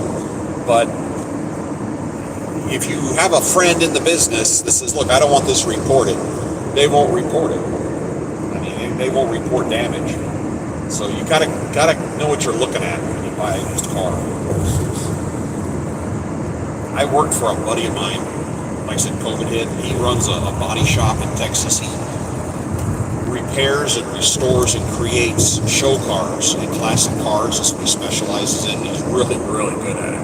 And I worked for him. I ran all his errands and did certain kind of jobs. And as time goes on, being around auto body work, you get to where you can glance at a car, I mean, just in passing, and you can tell if it's been reworked or repainted.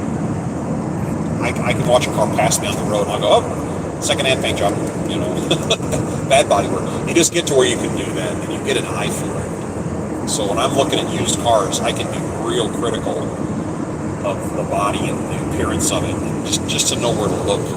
You pop the hood on the car, and the fenders are held on by big fat bolts, and the bolts are the color of the car. They're painted the car color. If there's teeth marks on those bolts, that means somebody has removed the fender. That's a quick giveaway. Why would they take the fender off unless they were repairing something? That's something that just stays on the car. Just little things like that. Okay, this shows 6 miles. Yeah, this is Nashville coming up.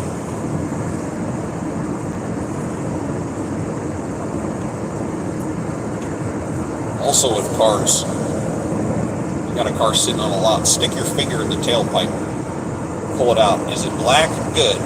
Is it oily? Bad.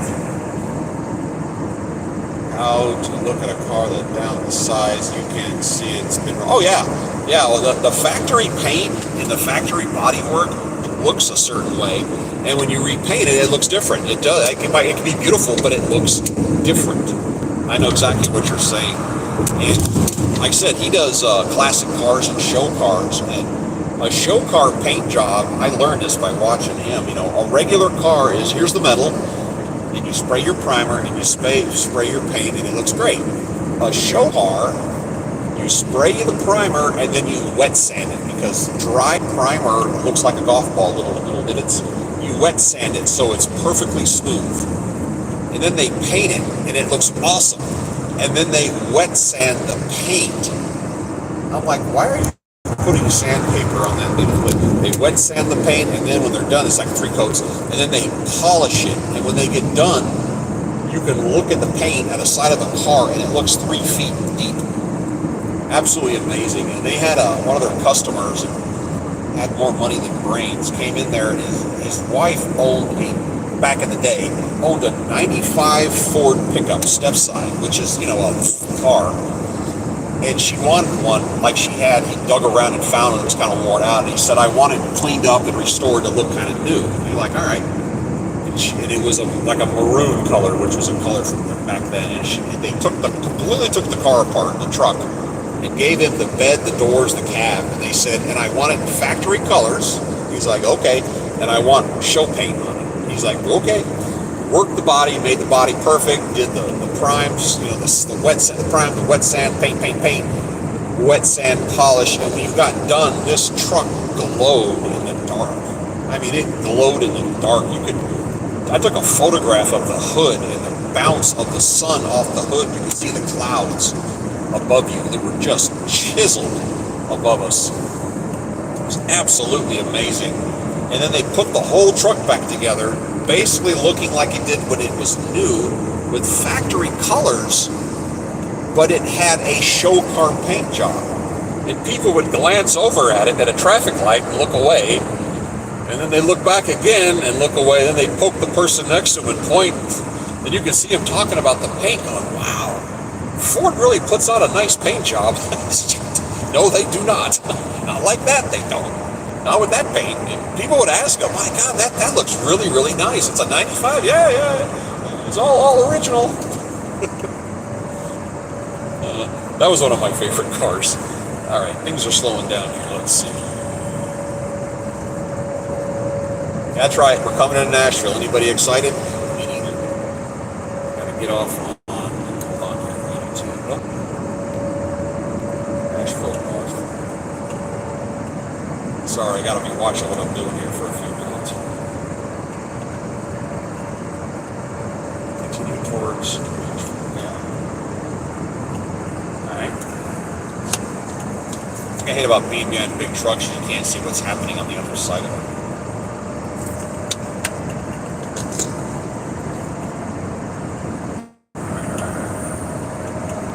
Let's see here. Jeffrey said I learned how to look at a car. Oh yeah, I'm sorry, I read that. It's been wrecked. Yeah, you got to watch out for that. You also look at the tires. If a car's been twisted and bent, the tires will wear funny. But it's always good to get a mechanic to look at it. Because the people, they know ways of hiding that stuff. And cars get in little fender benders, little wrinkles and stuff. It's not the end of the world.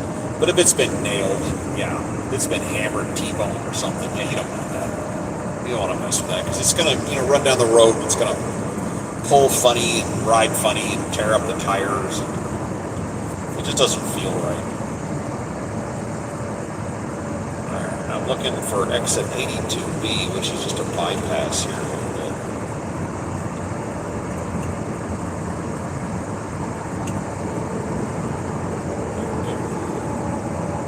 My phone rings occasionally. I don't know what happened. I went for years without being on the spam call list, and I got on the spam call list.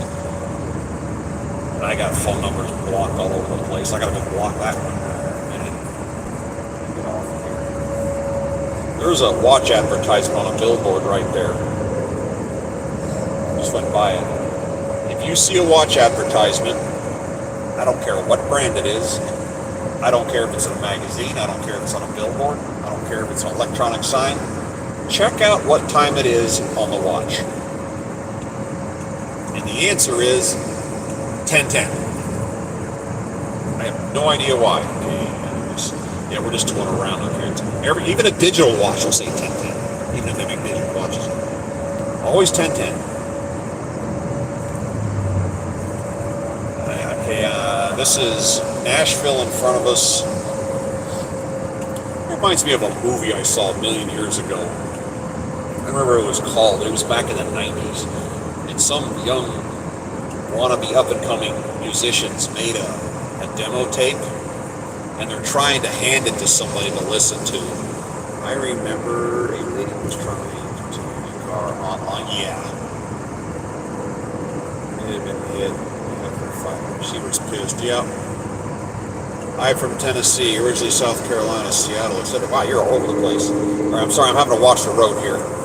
But this movie was about this young band trying to get noticed in Nashville, and they kept going to these music producers trying to give a demo tape, and nobody would take it off their hands, basically. Everybody was just ignoring them. I gotta get over it. There we go. And then they came up with this great idea. There was some music producer, some big name guy. They were trying to get his attention. They go, let's go to his house. And they go there late at night, the lights are off, and in the driveway was a Mustang convertible with the top up on it. There was a Mustang, and they goes, hey, I got an idea. Let's go put the demo in his CD player against the 90s. And then when he gets in the morning, he has to listen to it. They're like, yeah, let's try. That's a good idea. So they sneak up to the car. They open the car door, and the car alarm goes off. And they go, well, crap. Porch light comes on. The guy comes outside in his bathrobe, walks right up to him, sticks his hand out, says, give me the demo. And these two kids look at each other and then hand him the demo. And then he turns around and walks back, turns the car alarm off, turns around, walks back, goes into his house, and turns the light off.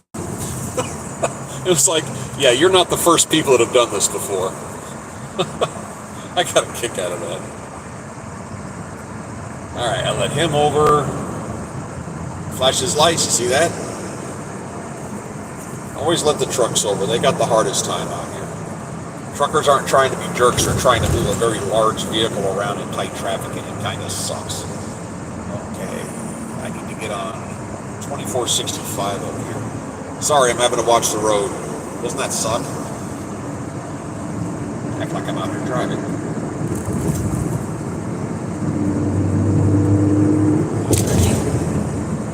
Here we go. You're from Tennessee, and you live in Southern California, Seattle. Well, as a kid, I was born in Mountain View, California, which is right outside of San Francisco. And as a little kid, I lived in East Bay, San Francisco, Oakland area. As a kid, we moved out in 1980. We packed up and left. Middle Tennessee. All right. Hold on a second. Again, have to watch the road.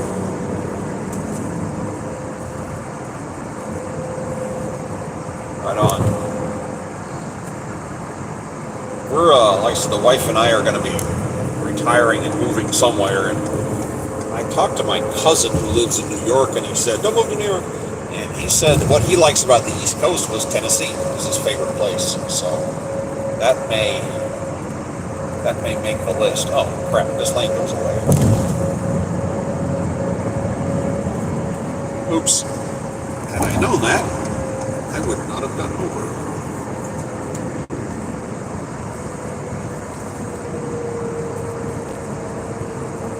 What is this guy carrying in front of me? Jarvis signs. He has, that looks like big blocks of torn up concrete. Yeah, that guy cleaned out a,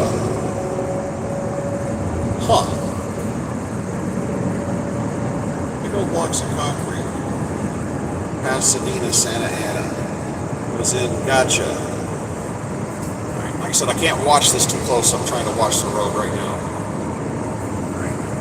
Get over, get nobody there.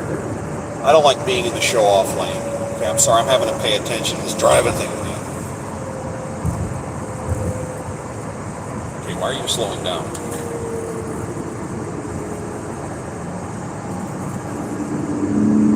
That's actually two vehicles in front of us. Looks like one. It's a car hauler and a truck in front of them. I'm from Pennsylvania. I live in Texas. It's cheaper here than there. Oh yeah, I agree. We have some land in Pennsylvania. My mother's from there. It's been in the family since like 1870 or something.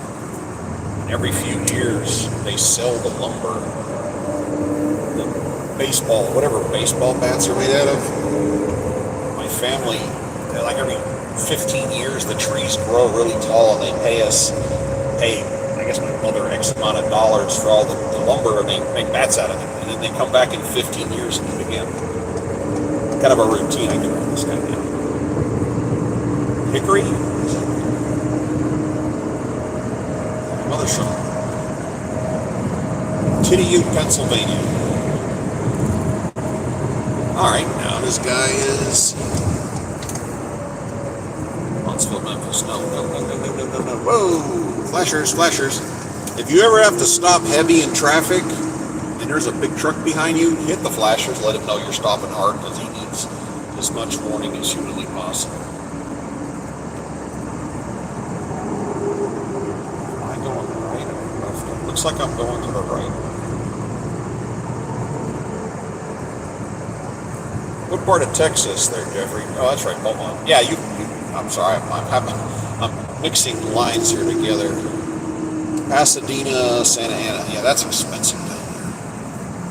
I drove, my favorite load I ever delivered was Niagara Falls, right up on the Canadian. I mean, you're looking at Canada, right on the water to Los Angeles. And I got across the border, and gas was $6.99 a gallon.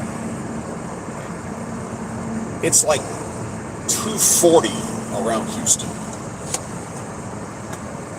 That was a bit of a shell shock. Alright.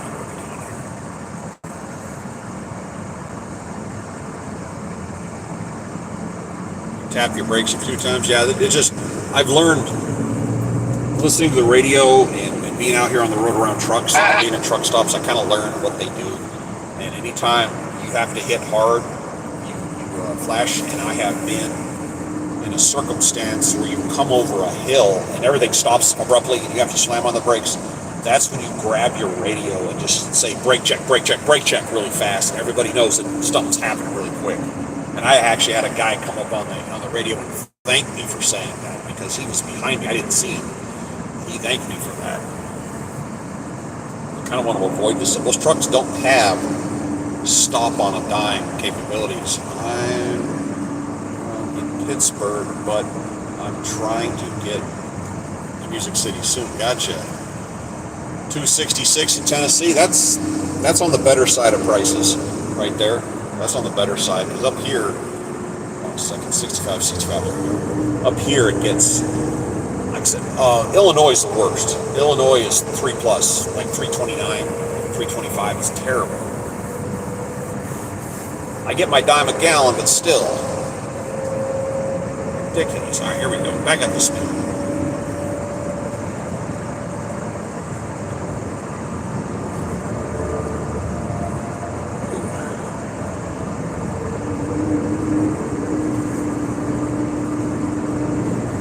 And this is showing an ETA of 9:12. And it's due at 3 o'clock in the morning. So I'm going to keep on going here until I got to stop. Looking for Louisville, there it is. Can't move over. Still can't move over. This car hauler in front of me, they call it a parking lot in the truck world. The trains, which next month, the wife and I are going on a trip to the family homestead in extreme western New York, as far west as you could possibly get in the state. You can literally see Pennsylvania and Lake Erie from their house. That's how close it is. And right behind the barn, right behind the property, there's 3 sets of railroad tracks. You could literally stand in the yard and throw a rock and hit a train on the way by. It's that close. And they haul cars on trains. They have those piles of cars, and they have that metal, I don't know what you want to call it, graded roof that goes over it. And when I was a kid, they weren't covered. You could watch them go by. You could see the car. You see cars and trucks, passenger vehicles.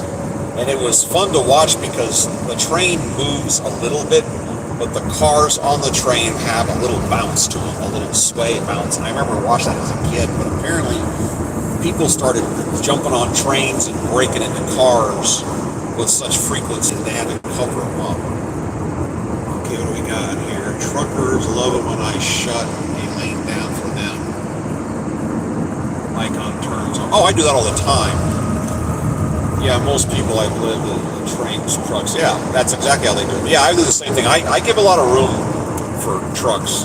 I'll make sure I move out of the way so they can take a turn. I was at a T intersection, and I'm just going straight, and there's a truck coming head on with me, trying to turn to the T to go up the hill, and he can't make the turn. And I was on my badass scooter, and I actually turned at the T, went up like 4 cars, and I got in front of somebody while they were waiting. I literally pulled in front of them, got off my scooter, and I looked at the guy, I held my hands out, I said, hold on a second. They got the green light, all the cars went, the trucker looked up, saw that he had this big, huge opening, and he pulled out, he waved, and I do my British salute where you show him the palm of your hand. That's something I do. Right up and bing, gave him the salute and got on the scooter, and everybody, the traffic started moving again. He's stuck. He has to do a button hook. He can't just go around the corner like a car. People living in Pennsylvania and not working in New York. Yeah, New York's got weird taxes. New York is kind of like California. Their taxes are just ridiculous. But that's the state. It's weird that Texas has no income tax whatsoever. The toll roads are kind of put there as a convenience, but you don't have to use them. You get into West Virginia, they have toll roads you're stuck on if you're on the interstate. You go through the mountain passes and they go, ha, we're going to hit you for tolls 3 times in 20 miles or whatever it was. That sucks. But yeah, it's the cost of living in Texas is phenomenally less.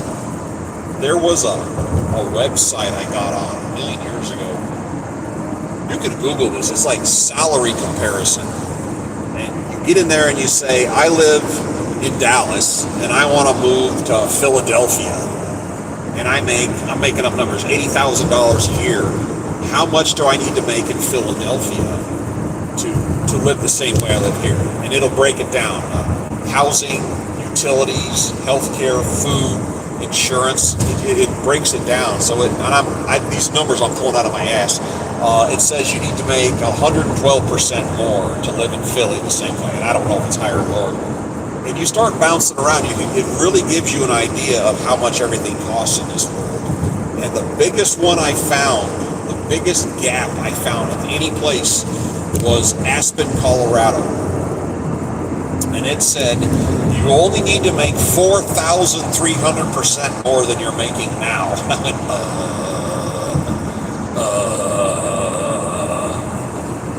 no. I was looking at townhouses, and Aspen had a townhouse for sale. 500 and something square feet. Street parking, no garage. 1 bedroom, 1 bath, and they had reduced the price to like 1.2 million. Yeah, okay. Yeah, let me get out my checkbook. Oh, wait a minute, I forgot my checkbook. You can ask Google that. Oh, that's true. I never even thought about that. Yeah, I just look it up just for fun. Yeah, I guess with the new Alexas and whatnot, and Google, they could probably AI searches. They could probably tell you that. But yeah, you see what I'm saying? You could compare what it costs to live in different places. Okay, I'm trying to move over, dude. If you like, give me some space, dude. All right. What are we doing on gas here? 21.6 miles per gallon. Not bad. Not bad. For a van with a 1,400-pound payload on board.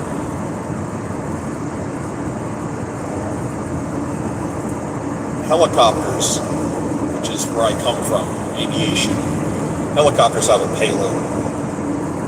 You have your empty weight, your max gross weight. Between those two, you have to figure out your fuel and all the bodies and bags and whatnot on board. When I flew out in the Gulf of Mexico, which is a place that has lots and lots of food, and a lot of people out there are way bigger than they need to be, you have a very good sleepover. Nice hood. Check it out. What? You have a nice sleepover? Nice good sleepover. I'm hoping.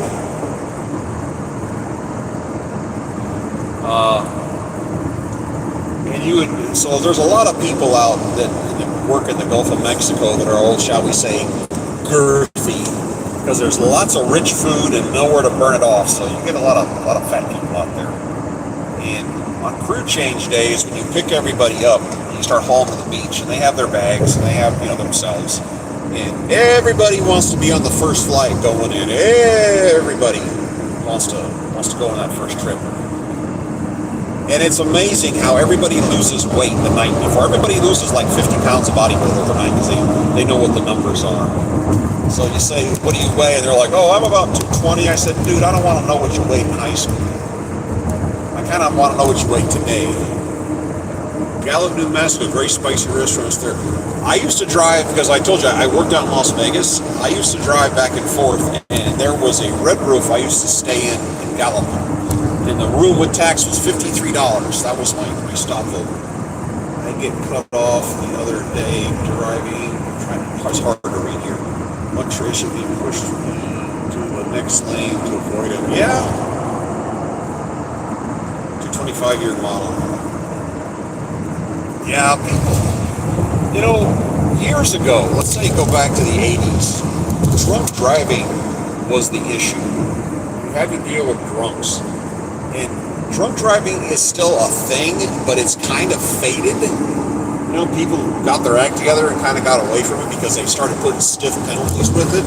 Because I remember people being like sloshed driving on the roads. It was bad back in the 80s, early 90s. And now it's different. Now it's people playing with their phones, and there's more of that than there were drunks. And I'm not sitting in a big truck. I'm in a van, but I'm a little bit off the ground, and I can look out the windows and see what people are doing. And a passenger in a car, I would say 70.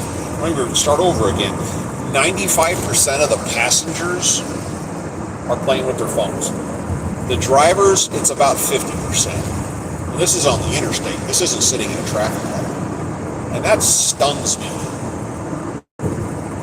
My phone sits in this mount that you're looking through right now. It actually came with the van. And stays there. And it does not come out of that mount unless I'm doing work-related stuff at the, whoa, slowing down. There we go. Little rubber balls all over the road. Unless I'm doing work at the pickup or drop off, there are little rubber balls all over the road. Can you see this? Yeah, I know. I can see them. Thank you, fan.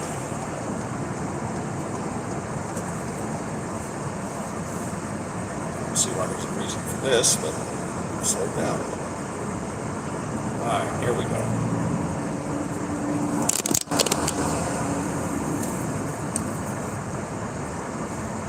There we go.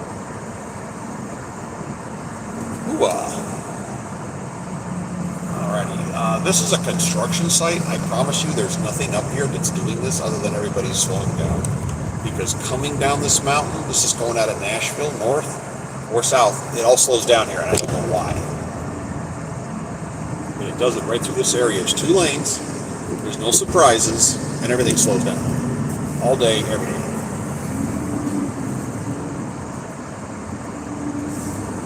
One of the jobs I did back right around the COVID time, I did it for about 18 months.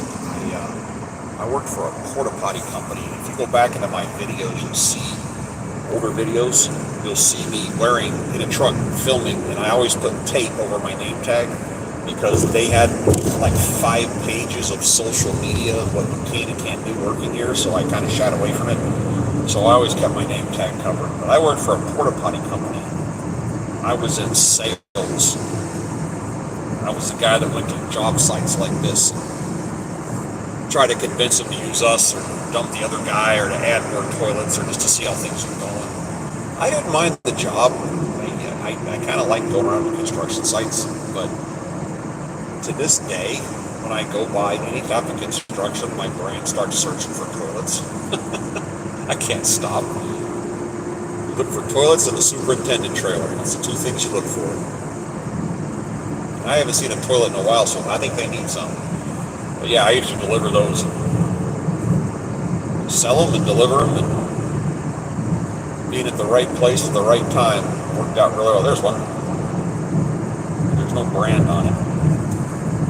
Okay, there's one brand there. And there's different makes and manufacturers of toilets, and you start noticing these things. So that's exactly like Knoxville. Always under construction. I don't understand. You know, they made that detention center down in Florida, in the Everglades somewhere recently for deporting people, and supposedly it was built in 8 days or something. I'm like, what? But why are we doing, why does this take years and years? I don't get it. I mean, there's nothing, look at this, it's Monday. Did you see any construction going on? There's nothing happening. Oh, there's a truck. Okay, we got movement. And you would think there'd be some kind of, urgency.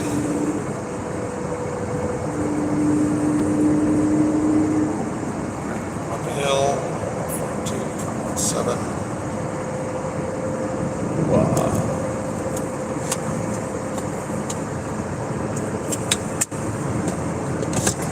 Water. Yeah, there's a rest area up here. I like the ones where you can refill all your water bottles. I've got like a collection of tanks in here to fill up. Run low on everything. It's frustrating when you go to you end up at a gas station or a truck stop and they want to charge you $3 for a bottle of water. It's like, really, dude? See, that going down the hill, that's always crowded like that.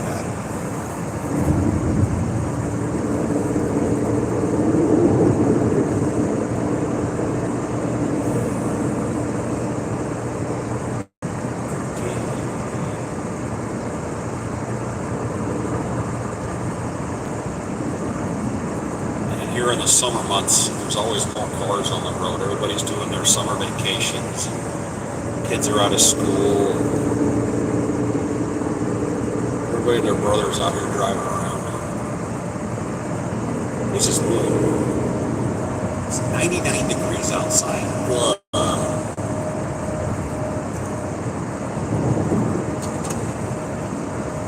You don't get mad at me, dude. I'm in the right lane. The stuff you use is way better.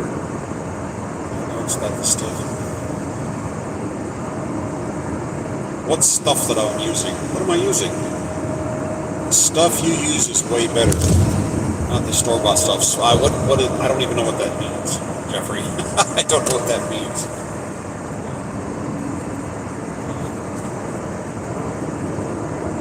I had my last van. I have this air conditioner sitting next to me. It's portable. I use it, and when it starts to cool back off, I'll just take it out and park it at home. But my last van actually had the air conditioner on the roof, that little box, and no matter what you did, when it rained hard, it leaked. And it didn't matter how you set it up or how you sealed it or what, it leaked. And that was aggravating. It's also aerodynamically, it's not a good idea. And I'm thinking about the bottom line here for this job. So the nickels and dimes you can save by not. What's it? Porta potty job. Oh yeah. Yeah, the porta potty job it wasn't a bad job.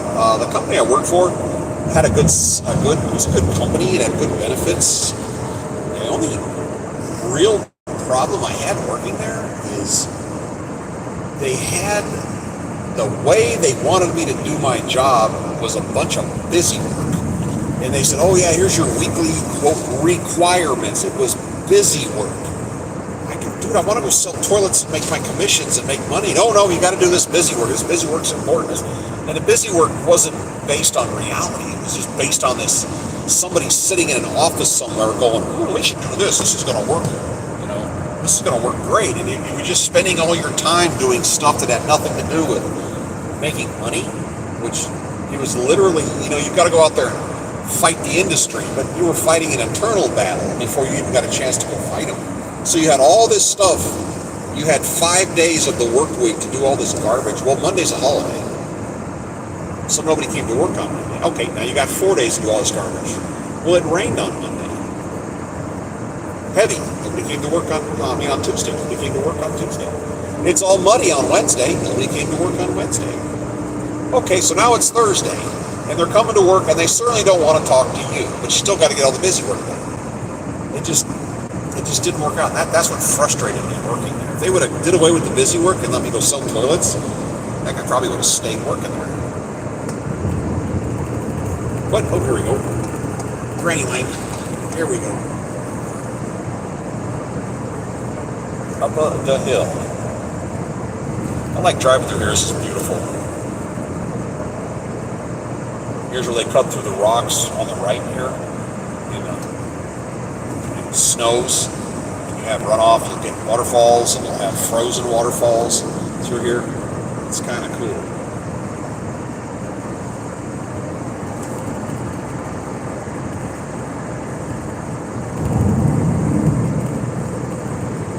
So we are 65 north, just north of Nashville. The next town listed on my map is called the White House. Well, that's interesting.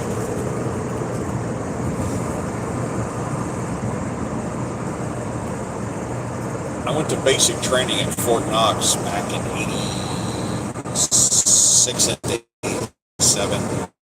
I tried to get on check out where I went to training, and they wouldn't let me in.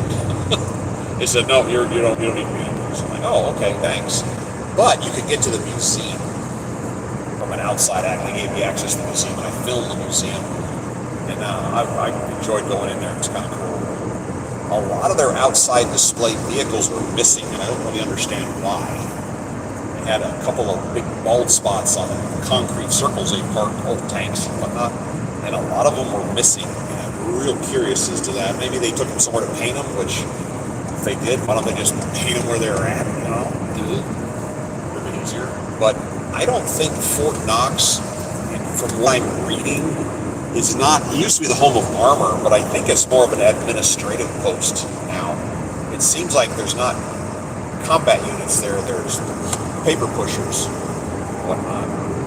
Because I went through training in a place that was referred to as the Disney Barracks, and nobody can tell you why it was called that, but the last armored unit training went through there apparently in 2011. I did some online research. So they moved the armor school, flashing this guy, and it flashes taillights back probably, So the armor still got moved to Fort Benning, Georgia. Fine, don't flash your lights, man. I don't care.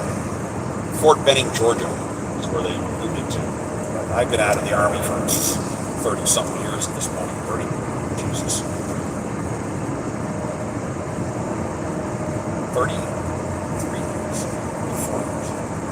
Good God almighty, I'm old. Holy crap. Back in my day. Joined the Army as a tanker through the M1A Nothing, the original M1 tank with a 105 cannon, and bamboozled my way into flight school. Got to fly the old Cobra attack helicopter, which is long retired from service now. The old Vietnam era one, the skinny one. I got to fly those. That was fun while it lasted. Then I flew in the the civilian world until October of last year.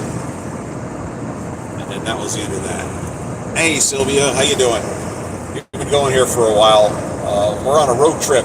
I'm in an expediting van, which I tell everybody is truck driving in a box van. Just one pallet at a time. That's just a whole lot easier to do with less regulation, less paperwork, less cost. And we are en route from, I don't remember the name, Elkmont, Alabama to Toledo. We are in, nope, that's legit. We are in Tennessee on 65 northbound. Let me see where this guy is. 65 northbound, just past Nashville. Is that him on the side of the road? Is that him on the shoulder? I think that's him. Hold on a second here. I'm going to fire this one off. Look through the trees, look into the trees. I can't tell if that's a cop car or not. Alright, I'll have to leave that one alone. I heard it, but I just can't see him. I was going to call him out. Like I said, we're carrying 2 pallets, 1,400 pounds car parts of some type. And we're going straight to Toledo. It's a direct delivery. No later than 3 o'clock in the morning. And currently my ETA, if nothing changes, is 9:15 tonight. Okay, alright, come on over. Leave flash at me. Let's see. Oh, fine. Leave that. What do we got down here? I'm seeing a name. I can't read it from here. The lighting in here is terrible. Suntoro?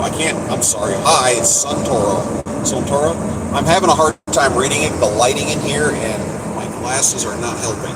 But hey, how you doing? Just letting everybody know we're doing a run from Alabama to Toledo.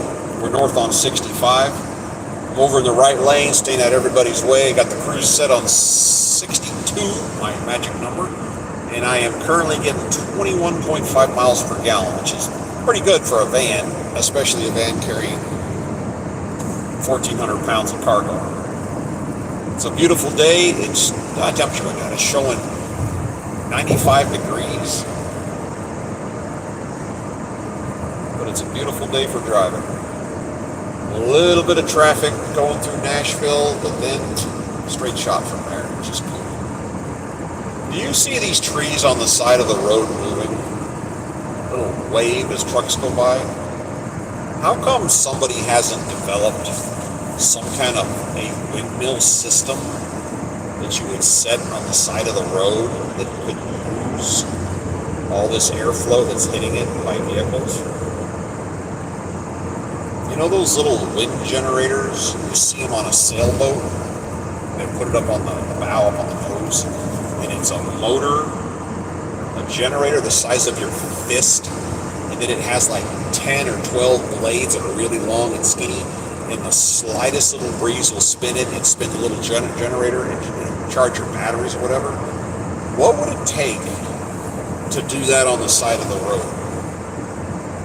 To put a wind generator, because they're very light, there's very little to turn them, and just put a row of them. They could be all attached to one grid, and just as vehicles go by, the little gust of wind gets them going, and then the vehicle behind hits it and keeps them going. Just sits there and spins them just by having cars pass by.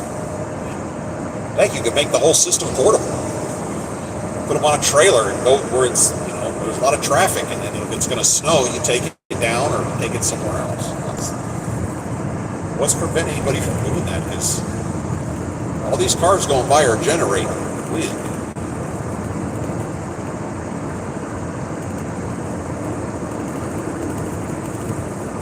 Yeah, everything on the right side of the road down low is moving. Huh.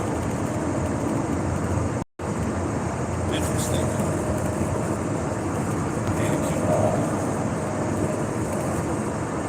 And suddenly we're out of civilization again. Okay, my next turn's at 141 miles. It says the 264 Waterson Expressway, which let me back out and see where that is. I think that's the Cincy one.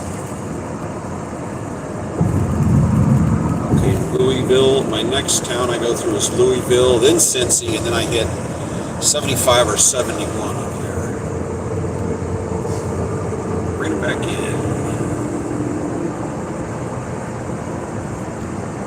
We were out here, and I brought the wife out here in 22. We were in Cleveland. I was actually doing a podcast in Cleveland about the Cannonball Run, and we came up through here, and on the way back, I stopped at Mammoth Caves here in Kentucky. I can't remember where it is. I think it's on 65 somewhere. But Mammoth Caves, if you haven't been there, I would recommend going. It's pretty interesting. It's an underground aquifer. The water has moved on to someplace else, and it left a giant underground cavity, for lack of a better word. And the cavity is completely empty. It goes on for God knows how. I don't think they mapped the whole thing. It's been there since like the 1860s that they know of it. But from the story we got was a hunter shot a bear. The bear took, again, 1850s, 1860s, shot a bear, and the bear took off running. And he chased it, and it went into this cavern where the ground had given way, and that's how they found it. So you walk down these stairs now, and you go into this underground cavern, and what's weird is it's air conditioned. It's the heat of the summer, and it's like there's a giant air conditioning running. It's really cool down there, and they mapped it out, and you can walk through, and there's some areas you got to twist through some tight spaces. The place goes on forever and ever and ever. They only let you go through a certain piece, but it's kind of a fun area to go play, to look around. And you're going to be down there for a while.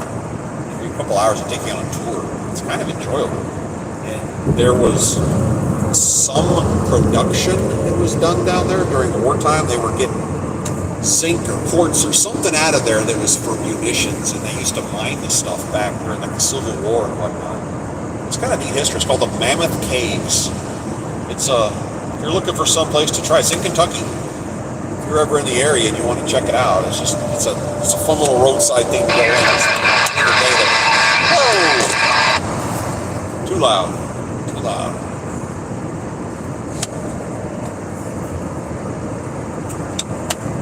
There's a sign, Louisville, 140.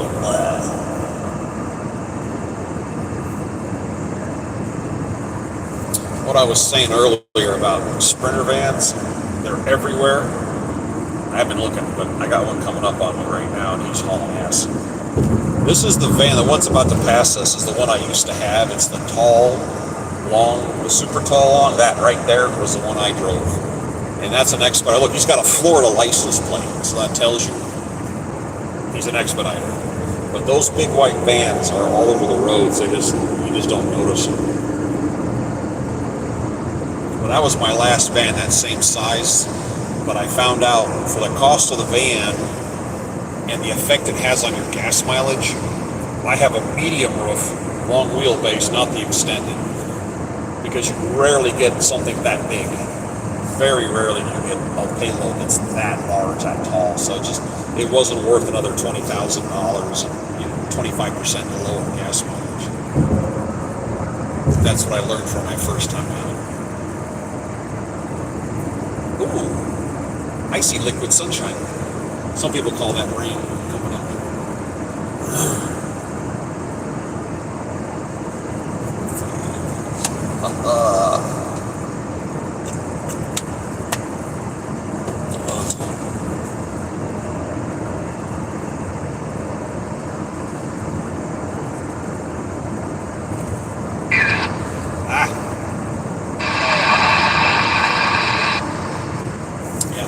CB you haven't heard make any noise till just now. It said CB radios are quiet unless something's happening. And occasionally advertising. You go by a city and some truck stop operator will come up and say, "Oh, we're having a sale on fill in the blank." Everybody slam on the brakes. What's going on? They'll advertise. On the West Coast, I have heard from other people, not myself. I've only been out there once, but I have heard that they call lot lizards, which are prostitutes, truck stop prostitutes, which they have. I've only seen one ever, but on the West Coast, they're a lot more common. The prostitutes will come up on a handheld CD and advertise their wares. Again, haven't heard it, but that's apparently what goes on out on the West Coast. Yeah, that's definitely rain in the distance. Speed limit is 70, I'm going 62, and I am staying in the right lane away from everybody. 21.7 miles per gallon. Ooh-ah. Oh, there it is.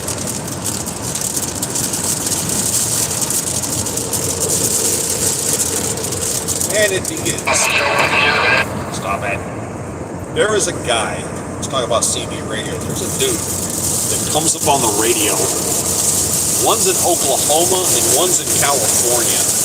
And that guy has got some kind of transmitter that just blasts. Because to buy a CB radio today, you're limited to 4 watts of power. And this guy's probably blasting out 1,500 watts. And he gets on there and he just got and then at the end of his transmission he'll say whatever his call sign is, standing by, like someone's going to call him and ask him something, which they're not. But when that guy gets going in the late afternoons, I just turn my radio off.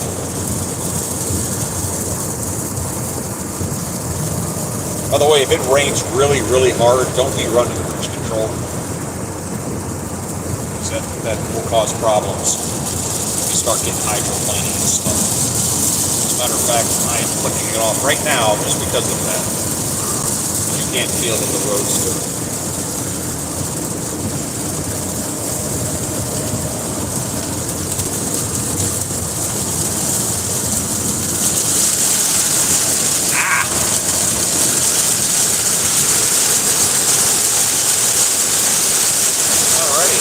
More interesting.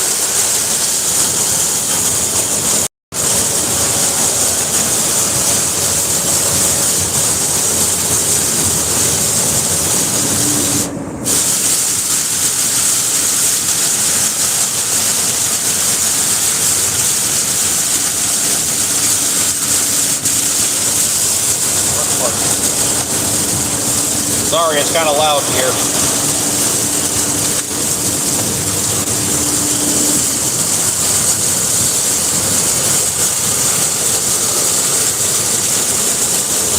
I can actually see better through the foam than I can out the windows right now.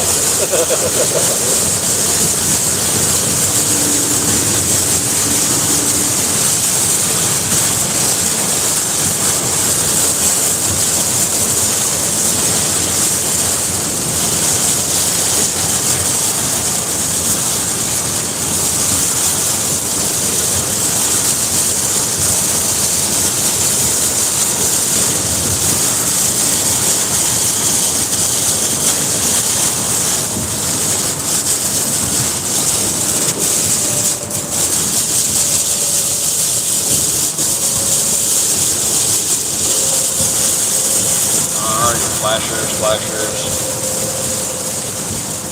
Ooh, that guy's getting a tire changed in the middle of a rainstorm. That must be fun. Calming down. There we go. Much better.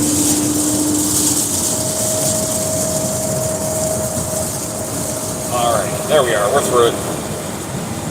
Most part. There we go. Alright.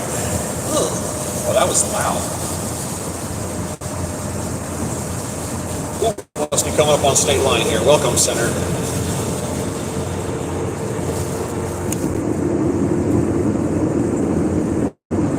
welcome centers will have brochures. They give away little brochures for all kinds of, for lack of a better word, touristy things you can do, which is cool. We just collect maps. Again, my mother likes maps, so anytime I go to a new state, I try to have what they do with the maps. And it's like a little handheld. If you're old enough to remember cigarette machines where you pull the handle and pop the cigarette pack out, that's how they do maps. Little chung chung and it comes out. But that's a welcome center. I've been in there a million times. This one, I got more Kentucky maps than anything to do with. Okay.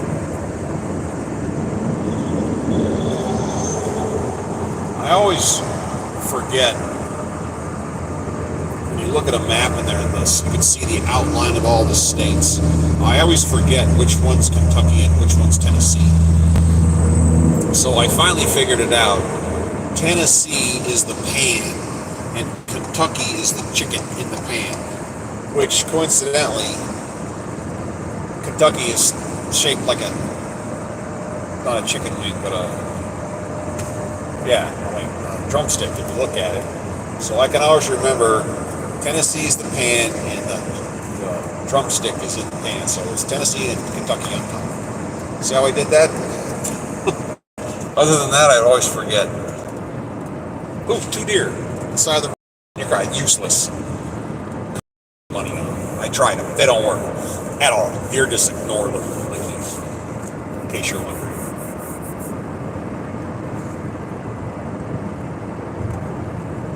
If anybody coming in late, we already know. Expediting van picked up 2 700-pound pallets in Elkmont, Alabama. Shooting straight up 65 currently, going to Toledo, Ohio.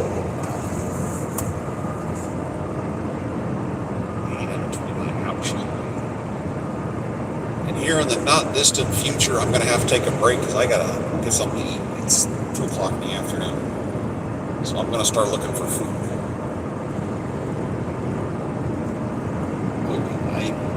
Did I eat this morning?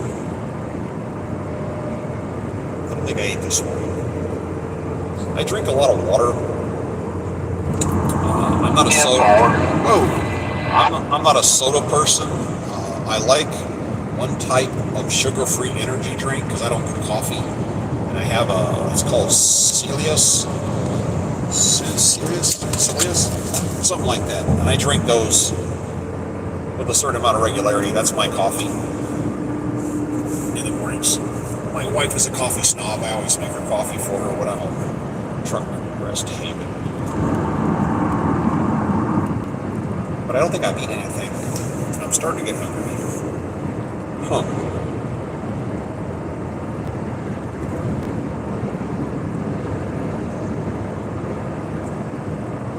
Anybody have any questions about this industry? There's a cheap way, very inexpensive way to get in and to try it out. There are more expensive ways to get into more permanently, a little more profitable. Like I do electric cones. When you stop a commercial vehicle on the side of the road, you have these triangles you have to put up. And then people put their vehicle in here and drive off and leave the triangles behind. Those are back there on the road. The problem is when you pull into a commercial checkpoint, they're going to ask to see them. And you're going to say, oops, they're on the side of the road somewhere. Thought you were getting off. I guess you're not getting off. Yeah, but if anybody has any questions about this industry or how to get into it, I can give you a little insider. I'm not going to claim any expertise at it, but I've done it long enough to understand it at least. Yep, that's a weigh station.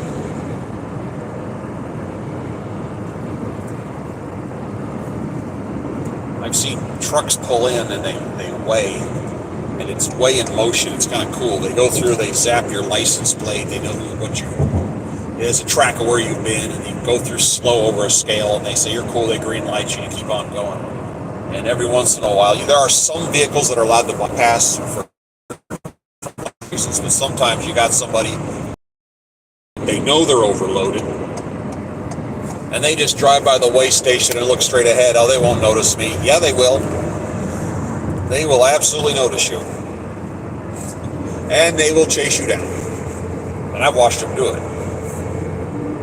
The max weight on a standard truck out here is 80,000 pounds. But I've seen heavier for different reasons. Excuse me, I meant we are in the United States, but nothing shows what state. Neither say also.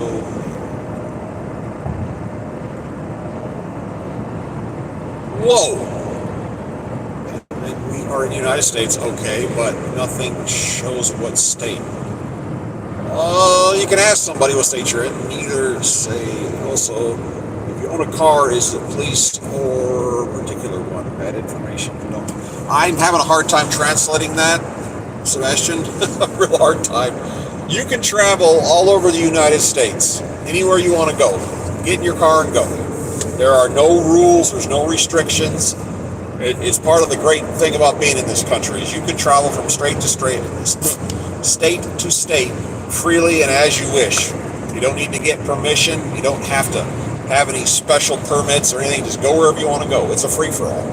That's the advantage. I see, based on the way you're riding, I'm guessing you're not from here, from what country you're coming from. But yeah, United States, you're free to travel. It's your rights under the 4th Amendment. You want to wake up tomorrow morning, pop your head off the pillow, jump in the car and drive to Arizona, go for it. And then turn around and go to Florida, go for it. And then run up to Maine and have some lobster. Free for all. You do it however you want to do it. There's no rules, there's no restrictions. It's that easy. Makes life fun. That's how I spring vacations on my wife. I just announce, hey, we're going to fill in the blank. And she'll go, okay, let me pack. She's gonna be just like, whatever, let's travel, let's have some fun.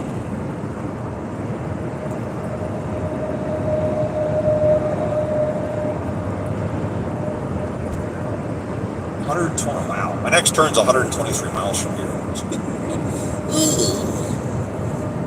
That's a ways. Bowling Green, Kentucky, coming up.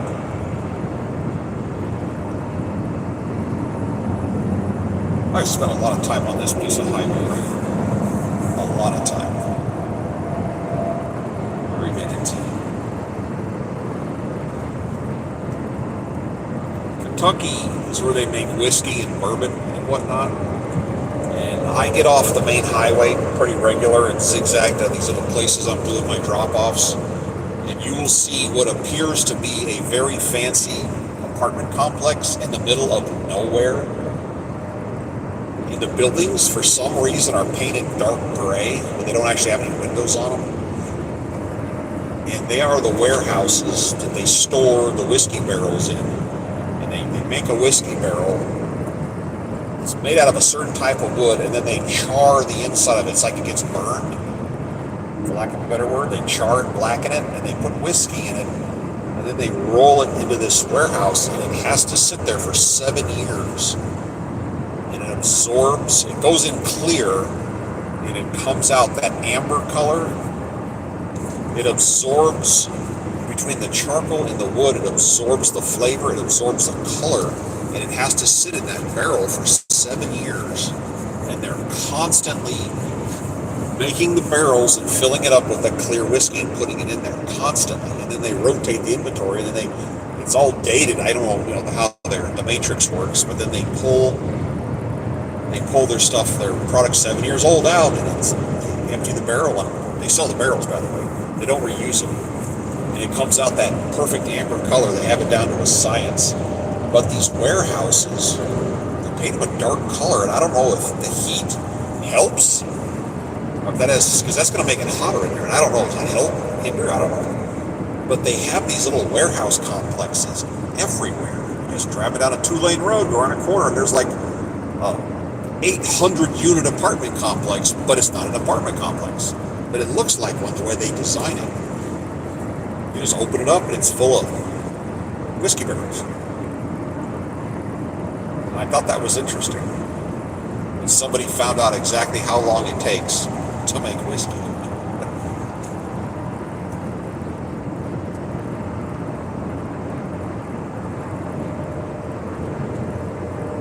What are we doing here? 174. I have gone 174 miles since I started filming. This is a record for me. Yeah, this is a record. All right, listen, I'm coming up on 2.5 hours of this. Thank you for tuning in. Thanks for watching. Wait. All mowers were okay, not dry, so I said screw it and sent the hay crew home. Deathclaw. Oh, Deathclaw. I haven't. Oh, you're on here now? What's up? You're always on my videos that I post. I've never seen you on here before. Yeah, you can't cut wet hay. That's too heavy. That's like way too heavy. It's like trying to move a wet hay bale. It's not happening. Jacob, hey buddy, start panting like a dog. No, I will not. Message retracted. I'm usually live when I'm working. Oh, okay. All right. I'm sorry. Just right now the lighting's good in here, and I can actually read this. Half the time I can't read the screen because of the lighting situation. But I'm getting ready to end this one because I got to get off and get something to eat here. I've noticed at night, late at night, when I come up, I came on one here. I was in Michigan going to Toledo again, and it was about a 150-mile drive, and I flipped on live at 11:30 at night, and people piled on here like stink on a monkey. It was at nighttime. People like coming on here, and all you're seeing is the night view out of the headlights. And there was a dump truck load of people came on here. I had a guy from Germany. I had a couple of people. One was from New Zealand. One was in Australia. I guess that's just the time of the day people like getting on here. I got to bail off. I got to get off the highway up here and get something to eat because I haven't eaten today. I just don't. Catch up with you guys later. Hopefully I run. Those are my favorites. But everybody take care. I'll catch up with you guys later.